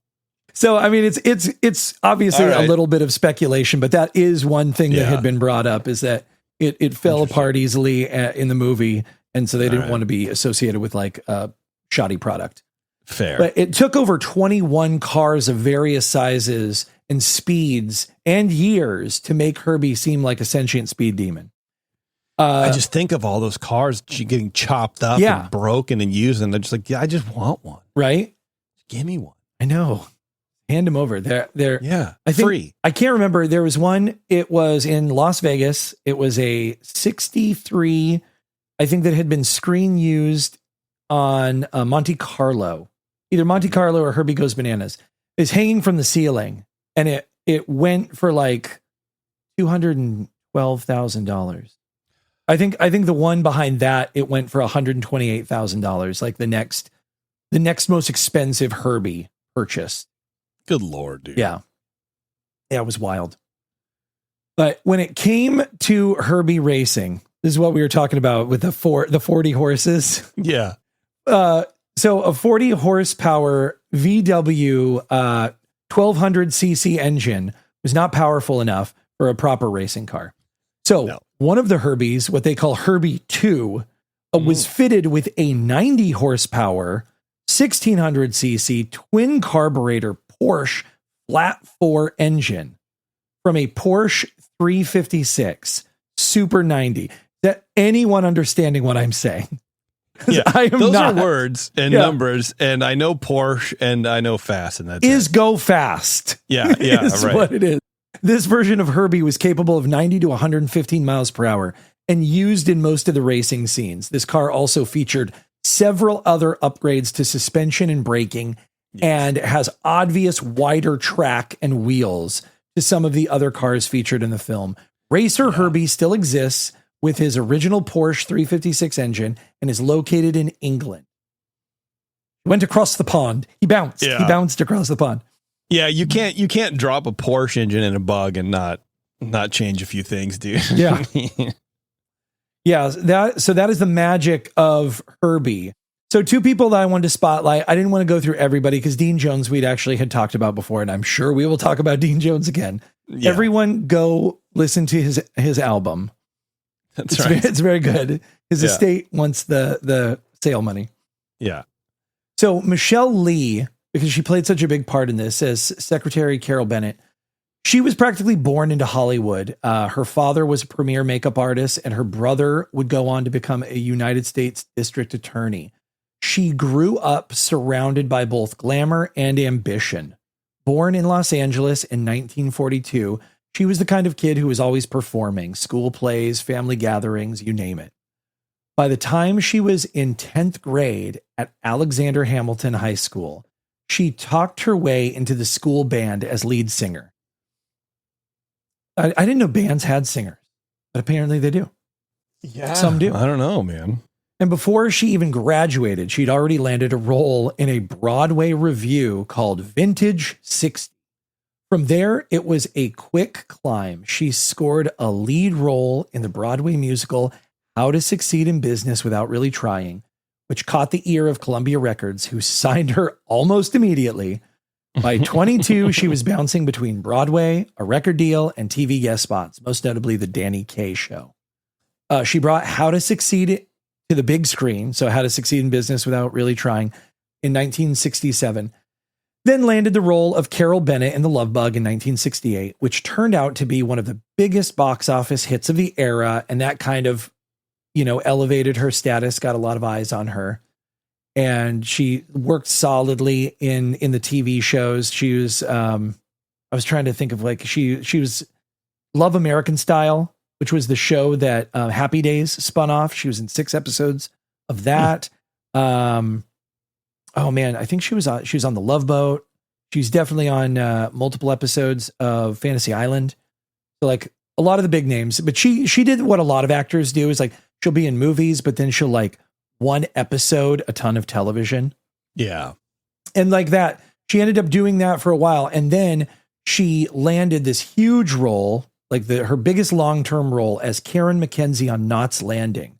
And I didn't know this, but Knots Landing is a spin-off of Dallas. I didn't know that either. I had no idea until I was looking up the cast members, and some of the characters had the name Ewing in it. I was like, Ewing, okay. And she stayed there for 14 years from 1979 to 1993. Nice. But let's talk about Buddy Hackett in The Little Claw. Buddy Hackett, playing Tennessee, born Leonard Hacker. He grew up in Brooklyn, New York, and he was the son of a furniture upholsterer. And as a kid, Buddy would entertain people at the Catskills Mountain hotels. And he was called a tumbler, from the Yiddish word tumlin, meaning to make a racket. So he was a racket maker. Hey, this kid coming in here making a racket. Basically being the life of the party. A childhood bout of Bell's palsy left him with that signature slurred speech and rubber face that would become part of his charm. After high school, he served 3 years in the Army during World War II, before coming home and chasing his dream. His first big break came at a Brooklyn club called the Pink Elephant, where he also ditched the name Leonard Hacker and became Buddy Hackett for good. He bounced between Broadway, Las Vegas, and the Catskills, and even turned down a spot as a third stooge after Curly Howard passed away in 1952. He said he just didn't fit their style and wanted to build something of his own. Sounds great. Yeah, yeah, for sure. That's the way to go, dude. Those big shoes to fill, you know? Well, totally. And I think that it's like anything he tried to spin off his own after that would be a stooge thing. He's doing a stooge thing. And so it was a really good idea for him to not do that. Television is really where America fell in love with him. He was a regular on The Tonight Show, both Jack Paar and Johnny Carson, and was famous for his brash off-color humor and his ability to make the audience lose it. And he also starred in his own NBC sitcom in the 1950s alongside a young Carol Burnett. He appeared opposite Robert Preston in the film adaptation of The Music Man. That's probably one of the most well-known places I've ever seen him, because he sings a song called Shaboopy. I don't know if you've ever seen Music Man. It's not a Disney, but it is like the closest I would say to a Disney style movie. You know, Okay. It's just got that color and that life that we talk about, you know? Nice. Yeah. And it's really funny. He goes, Shaboopy, Shaboopy. It's funny. Okay. Like, had to be there. You do. Somebody out there gets what I'm saying right now. I'm sure they do. He popped up in films like It's a Mad, Mad, Mad, Mad World and the Christmas classic Scrooge. And of course, he was the voice of Scuttle the seagull in Disney's Little Mermaid. He was just a guy that was like, if you had a variety show, he was coming on it. Absolutely. If you had a movie that was going to have enough like one-off characters in it, he was going to be in it for sure. But he kept working well into his later years during HBO specials, TV cameos, and regular segments on the Craig Kilborn late night show called Tuesday with Buddy. He earned a star on the Hollywood Walk of Fame and was inducted into the New Jersey Hall of Fame in 2021. He was the kind of comedian who never really stopped performing, and the audience never got tired of watching him. Nice. And I have a perfect moment for this. So I'm watching this making of the Love Bug, and it's the very end. The credits are rolling, and it's a cut of Buddy Hackett. He's got white hair. He's really old. This makeup lady's putting makeup on him, and he's like, "Okay, darling, you're doing a good job." He's like, "Listen, don't kiss me. I got a cold." Just hitting on her. It was so funny. Dude's just got all kinds of charisma. So shooting locations for this movie, we already talked about it being in San Francisco. Some of the racetrack scenes were shot at Riverside International Raceway in Riverside, California, which has been demolished to make way for urban development. Love that. We love that, folks. Containing the Moreno Valley Mall. Others were filmed at Laguna Seca. Is that how you say it? Laguna Seca? I think it's Laguna Seca, but tomato, potato at that point. Raceway in Monterey, California. Willow Springs Raceway in Willow Springs, California. Lots of raceways in California. Yeah. And Paramount Ranch in Agora Hills, California. Paramount Ranch was only operational for 1 year, holding 7 events before being shut down due to several fatalities on the course. 2 on the very last race in the track's history. One driver went into a guardrail, causing the metal rail to pierce his car and sever his leg. However, the railing was never repaired for the next race. Oh, great. And another driver hit that same railing, impacting the bent metal railing and dying instantly. Can you guess? Can you guess why it was only around for 1 year? Oh, man. It was shut down for safety. Yeah, concerns, the upkeep dude. was really just stellar. 5-star. We'll go again. It was used in movies and films after that, including the classic Munsters Go Home. Love it. 1966. And additional scenes depicting the El Dorado race were filmed near the San Bernardino Mountains in Big Bear, California. Which is funny because the opening to the El Dorado, right? Yeah. That 80% of that was Matt shot. That beautiful building right there that kind of looks like the I can't remember the name of it, but you know that where you can stay at Disney California Adventure, the Grand California, looks just like the Grand Californian. It did, and then all those mountains in the background, fake bull crap. Yeah, it's weird because like you can tell something's off. It's very beautiful. Yeah, but you can tell something's off because it's just hyper unrealistic. But it kind of looks like I don't know, like a lodge in Tahoe. Also, it's just it's very manufactured, but. Yeah, it looks cool, man. But it's, by God, we're not going all the way out to where those mountains are for one establishing we're shot. driving up to Big Bear and we're just doing it. So sentient cars in media. There was a show that existed in 1959. It had one season and it was called My Mother the Car. And it was about a man who drove around a car that had his mother's soul in it. And so I'm not saying that's where the sentient automobile genre started, but by gosh, right, dude, it was off and running by then. Yeah. This movie, after it came out, basically a year after it came out, West Germany created their own movie called Superbug. And Superbug movies were released between 1971 and 1978. That is the most German title. Das Superbug. Dude. Yes, and it was a sentient Volkswagen Beetle and its driving companion, and the car was named Doo-Doo. Doo-Doo, hell yes, Yep. dude. D-U-D-U, you think I'm trying to be funny. In almost the exact opposite fashion, in 1983, John Carpenter directed the movie Christine, which is an American supernatural horror film adapted from Stephen King's 1983 novel, where a bullied teenager buys a sentient murderess 1958 Plymouth Fury named Christine. Hell yeah. I'm surprised you don't have Turbo Teen in here. I do not have Turbo Teen. That show, that cartoon. Yes. The kid would just turn into a friggin' Corvette or whatever it was. Right. Did he turn into a Corvette when he got wet? Was that it? I don't remember. It sounds very familiar. I think it was because it was like, I think there was an episode where somebody spilled something on him, spilled a drink on him, and he goes, "Oh no!" And he became the car. Had to get out of there. I just have the one frame in my head of him just like with the fist turning into a wheel. Yes, that's kind of like face all I remember. Widening out.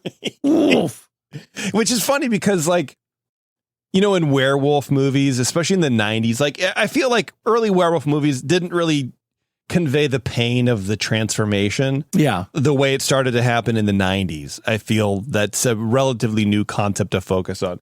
Imagine the pain of turning into a sports car. Yes. Your bones turning into metal. Your skin. And then back again. Yeah. Yeah, dude. It's so good. And then people climbing inside you. Yes, I know. Yeah. Being in you. Touching your insides. All right.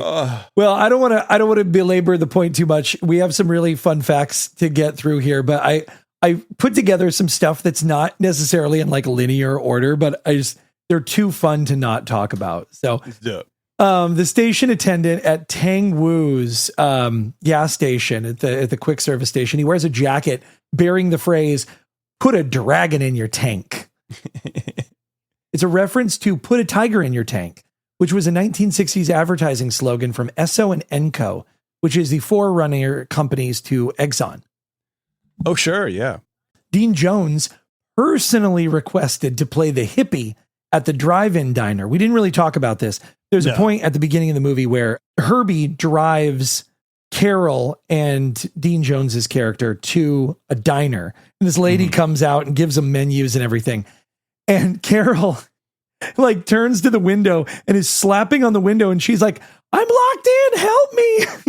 And there's two vibed out hippies with beard. You know, one has a beard, the other has a mustache, and they're sitting there.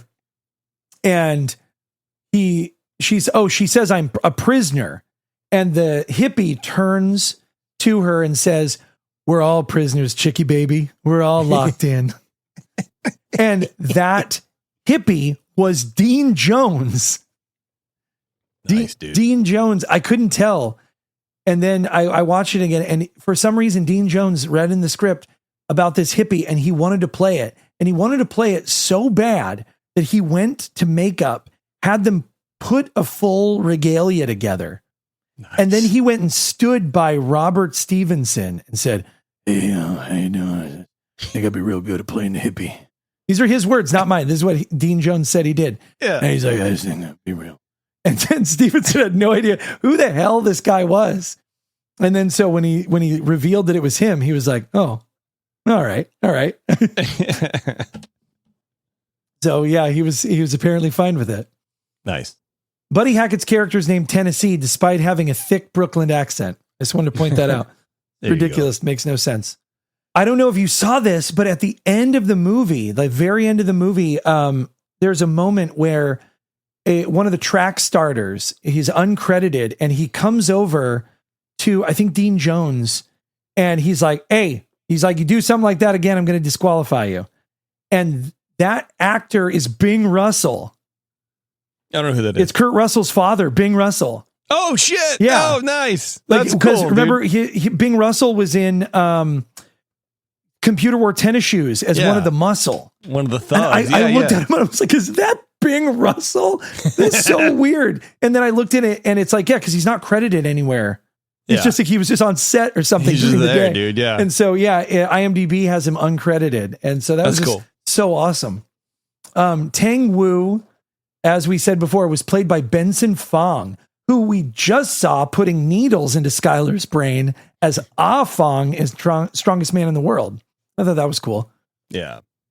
At first I was like, this guy looks a lot like the guy from Strongest Man in the World. I hope I'm not being racist, and I hope it just really is him. And it was. No, the fact that you didn't just discredit it and be like, "Oh, everyone, they all look the same." Like that would have been bad, but you looked it up. I did. I looked it up and made sure. Yeah, I'll probably take that part out. There's a lot, fine. Yeah. There's a lot of great stuff that I learned about this movie from a documentary called The Lovable Bug. It was made in 2003. It's got Buddy Hackett, it's got Michelle Lee, it's got Dean Jones in it. It's got a ton of the people who worked on this movie directly. And the documentary was written and produced by Mark Young, who also produced The Making of 20,000 Leagues Under the Sea. And that was a great documentary as well. So this is worth a look if you at all care about the love bug and all the tricks and all the stuff that they did. I also thought this would be fun for anybody out there who actually does care about cars. What I loved about Thorndike in this movie is that he drove a variety of cars. He had access to all these cars, and he had matching colored jumpsuits to each car. Yeah, he was stylish, yes, dude. Every time he drove a gray car, right? Gray jumpsuit, gray helmet, just on point. And so at the Riverside Raceway, he competes in a silver 1964 Jaguar XKE Coupe.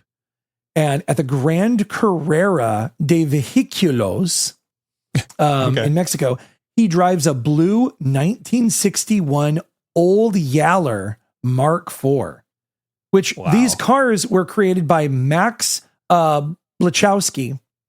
Sure. And he was a stunt driver on this movie.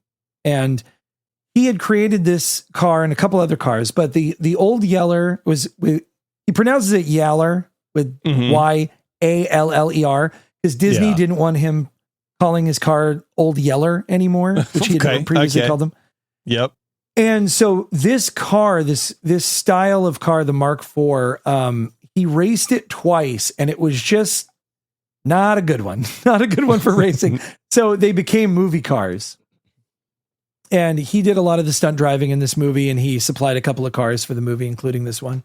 Nice. And in the following race that Thorndike wins, he's driving a red Ferrari 250 GT Berlinetta? Berlinetta, I guess. Yeah. I don't know words. SWB. I'm looking it up because I love old cars, and I love knowing how much stuff costs right now. So you can get a Jaguar XKE 1963 for anywhere between $100,000 and $195,000, depending on what you're looking for. There's a beat up one. Oh, that's a song. For $39,000. Yeah. But yeah, for the most part, it's, over 100K, dude. I don't know why, but every time we do a show, at some point we're looking up a car. I know, dude. I don't know why. So good. Like I'm always looking up cars.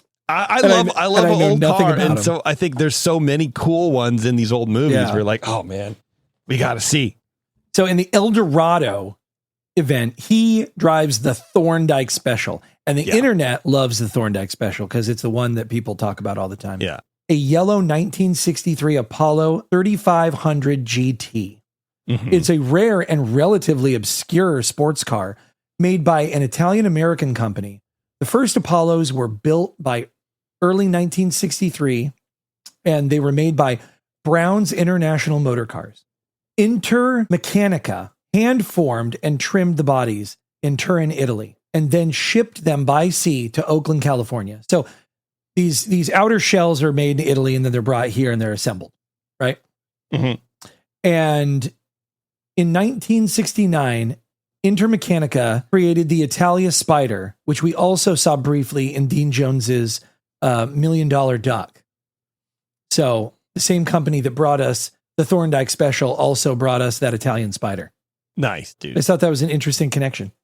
Yeah. Somebody at Disney liked this company and wanted to get these cars in these movies. Well, yeah. So one sold a couple years ago for $123,000. Apparently, there's only like 40 made. Oh, really? Yeah. That's why it's it is so like obscure. it is a highly sought after collector's item. Yeah. I think if you had the screen used one, bro, that'd be sick. Yeah. Okay, so the Lamborghini that's destroyed by Herbie is not a Lamborghini, by the way. Douglas shows up in a new Lamborghini 400 GT, but the car that is severely damaged by Herbie is a previously wrecked Jaguar E-Type. So they did a little switcheroo. And you can kind of tell, like if you know what you're looking for, you can tell. But it's like if you are just not even paying attention, you're like looking at Herbie, it doesn't matter. You're like, oh my God. Yes. Fun fact though, the 1967 Lamborghini 400 GT carried an original factory price tag of $14,950. And that is $149,061.35 in 2026 money. Nice. Yeah. So what the hell, dude, what kind of money was Dean Jones making in this movie that he just went out and bought a Lamborghini just for funsies? This is what I don't understand, because he's always saying that he needs money. He needs money. He needs money. He rolls up in a new Lamborghini and then he's going to sell Herbie for $1,500. And I can only imagine that he's using his race winnings to pay for the Lamborghini. But then if he's using his race winnings, it means that he's winning races in the car that he wants to sell. Like, it's very convoluted, but there he goes. Yeah. Once production reached the finish line, the new film was welcomed into the winner's circle with a gala Hollywood premiere on March 26 at the legendary Grauman's Chinese Theater. All 1,500 guests, including such Disney favorites as Sebastian Cabot, Kurt Russell, as well as Lovebug stars Jones, Lee, and Hackett, and Benson Fong, were invited to wear California mod outfits. So man, it's hard to explain, but it's like, it's like when you have the ruffled shirt and then the suit coat, but you put the collar up and you have the little flurries coming out of your collar and the big medallion. It is surprising how accurate Austin Powers was. Yeah. To that kind of thing, dude. Yes, it was very groovy, baby. Yeah. Yeah. So that was the style, and there were like tons of Herbies like parked along the street and everything for it, dude. Just give me one. Following the screening, the star-studded audience was led to the Bug House, a nearby underground garage, for an underground party with wild psychedelic decor. Okay, cool. The Bat-Tusi was done on that night. Oh yeah. All right, one credit that flew under the radar was that of Flabbergasted Driver, played by the legendary Wally Bogue. Wally was, of course, the longtime star at the Golden Horseshoe Review. He voiced Jose the Parrot in the Enchanted Tiki Room, one of my faves, and the inspiration for one Mr. Steve Martin when he worked at Disneyland as a young guy. I love Jose. I do. That is such an iconic, crisp voice, man. Yeah. I love Steve Martin. He's my favorite. If I could interview one person, it's him. He's a dynamic individual. I love that guy so much. Not as cool as Dick Warlock. No, yeah, dude. Or Richard, if you were squeamish. Yeah. He is listed as a driver in this film. Dick has a long career as a stunt performer and coordinator in Hollywood with over 200 entries in IMDb, in addition to being Kurt Russell's stunt double for over 25 years, including all the Disney films. And he played the iconic role of the Shape in Halloween 2. Yeah. Electric Boogaloo. Yeah. I mean, he was working all the way up to 2002 as like stunt corner, but he was on, just to name a few, Spider-Man. Yeah. 28 Days. He Married with Children, he did a bunch of work on. He did Casino, the movie. He did Robin Hood Men in Tights. He was in Blazing Saddles, Rising Sun. I mean, he was just like everywhere, dude. Child's Play. He's on the Child's Play things. Beastmaster, The Rocketeer. Just Rocketeer. Awesome. Massive, massive guy. I love it. Yeah. The Love Bug helped drive U.S. sales of the Volkswagen to a historic peak of about 423,000 units in 1969. There you Got go. me, dude. I was already looking up 20 minutes in, like, how much can I buy for one? Yeah, because I did want to know, like, you know how movies come out and there's like a huge craze, and it's like it doesn't happen as much now as it does then. Like, but yeah, I wanted to see if there really was a spike. Like, people all of a sudden were like, because in the movie, remember, the guy wanted to race him, and he's like, "Yeah, you will see what that little doodle bug can do." It was like the movie never showed any real respect for the Volkswagen Beetle. No, because it's not a car that warrants any respect. Yeah. And so it's like, after the movie's out, it's like, okay, well, how much did this somehow change people's mind about getting a Beetle? Yeah. It's like the opposite effect of Sideways had on Merlot. It's just like, oh, okay. All the That's Merlot good. markets just tanked. It really that movie did. Came out. They absolutely did. Like, my brother-in-law, he did a vintner class at UC Davis, and he was like, in our class, like, the professor brought up a chart, and he's like, the day after that movie came out, Merlot sales tanked, and it's only now, like literally now, sort of recovering.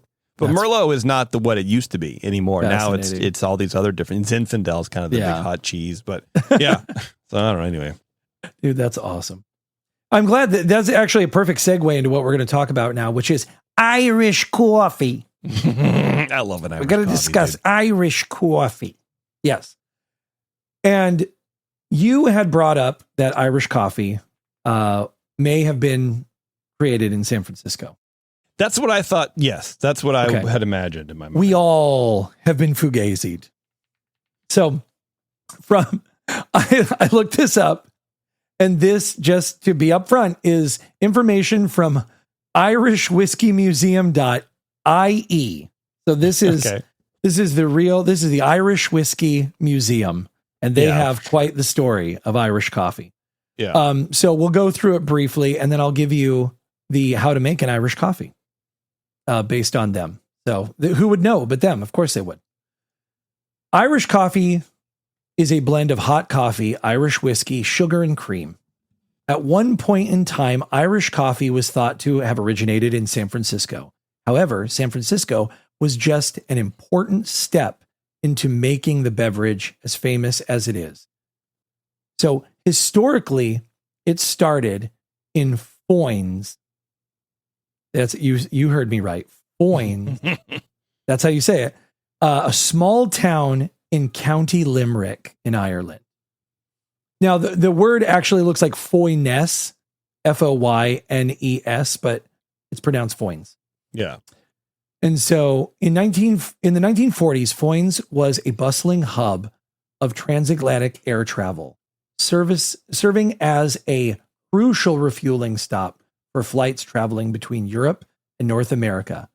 Legend has it that on a particularly stormy winter evening in 1943, a group of weary passengers disembarked from a Pan Am flying boat that had been forced to turn back due to severe weather.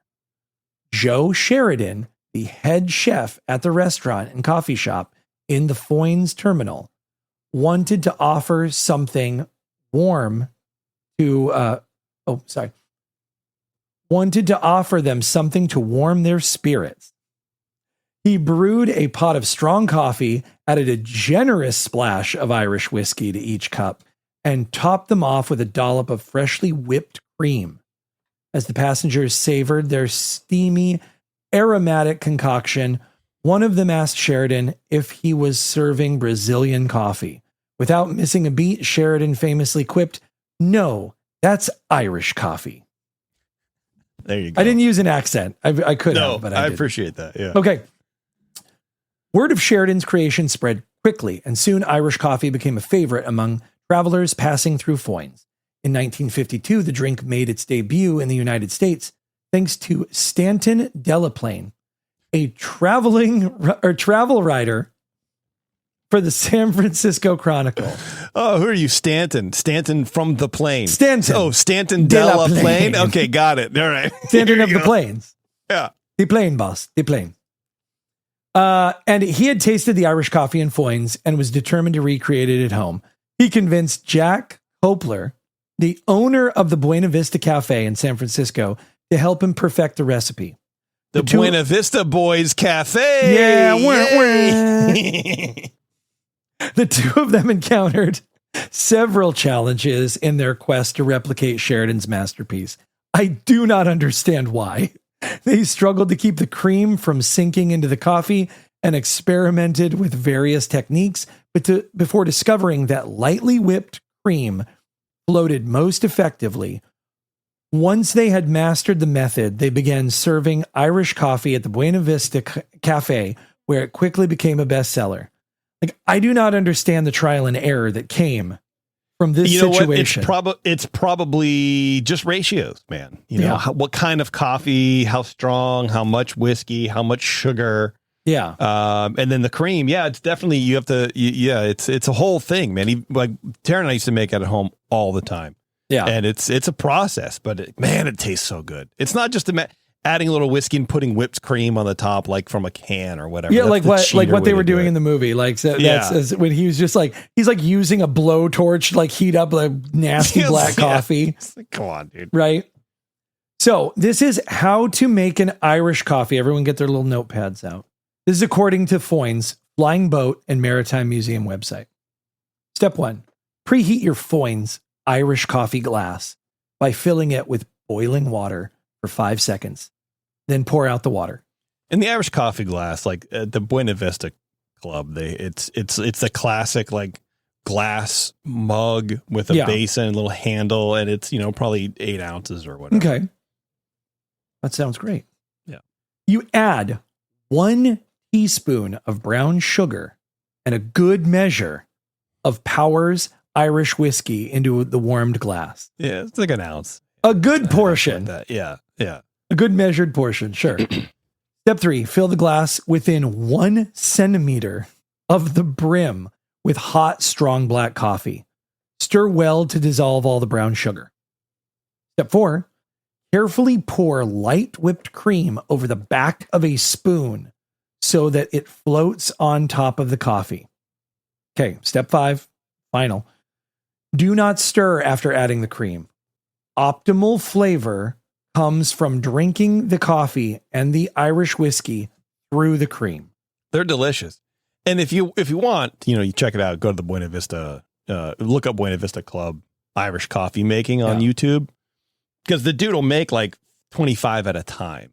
Yeah. And he's all these glasses up and they just run them hot water, dump them out. It's a so he does the hot water. That's part of it. Oh yeah. No, okay. that's how you do it. Okay. Yeah. It's a whole thing, man. And it's not, like I said, it's not whipped cream. It's, lightly like a milk frother is what we use. You just kind of like get it up a little bit and pour it in. It's a process, man, Nice. but it's so delicious. I love that.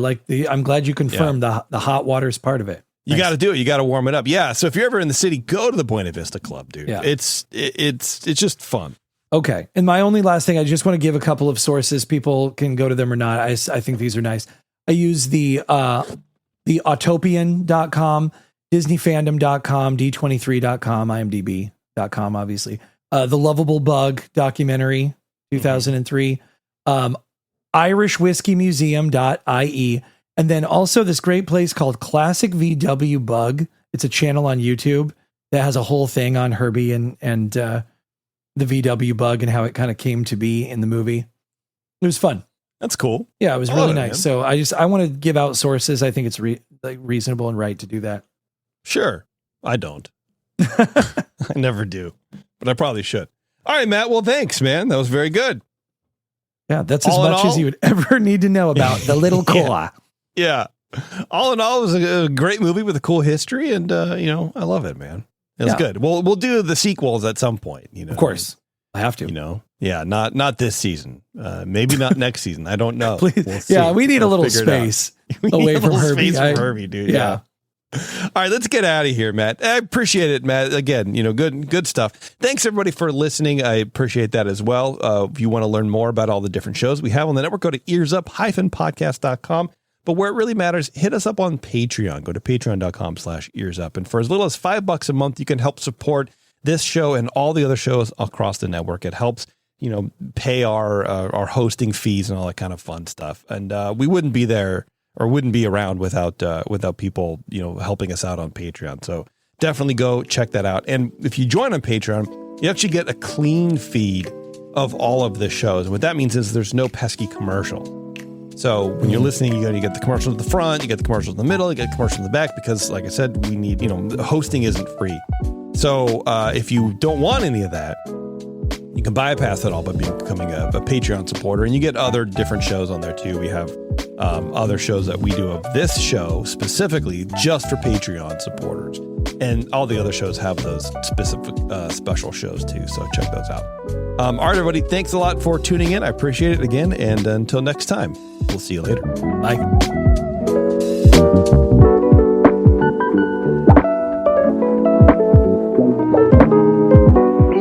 You know something about champagne, sir? Have a sure.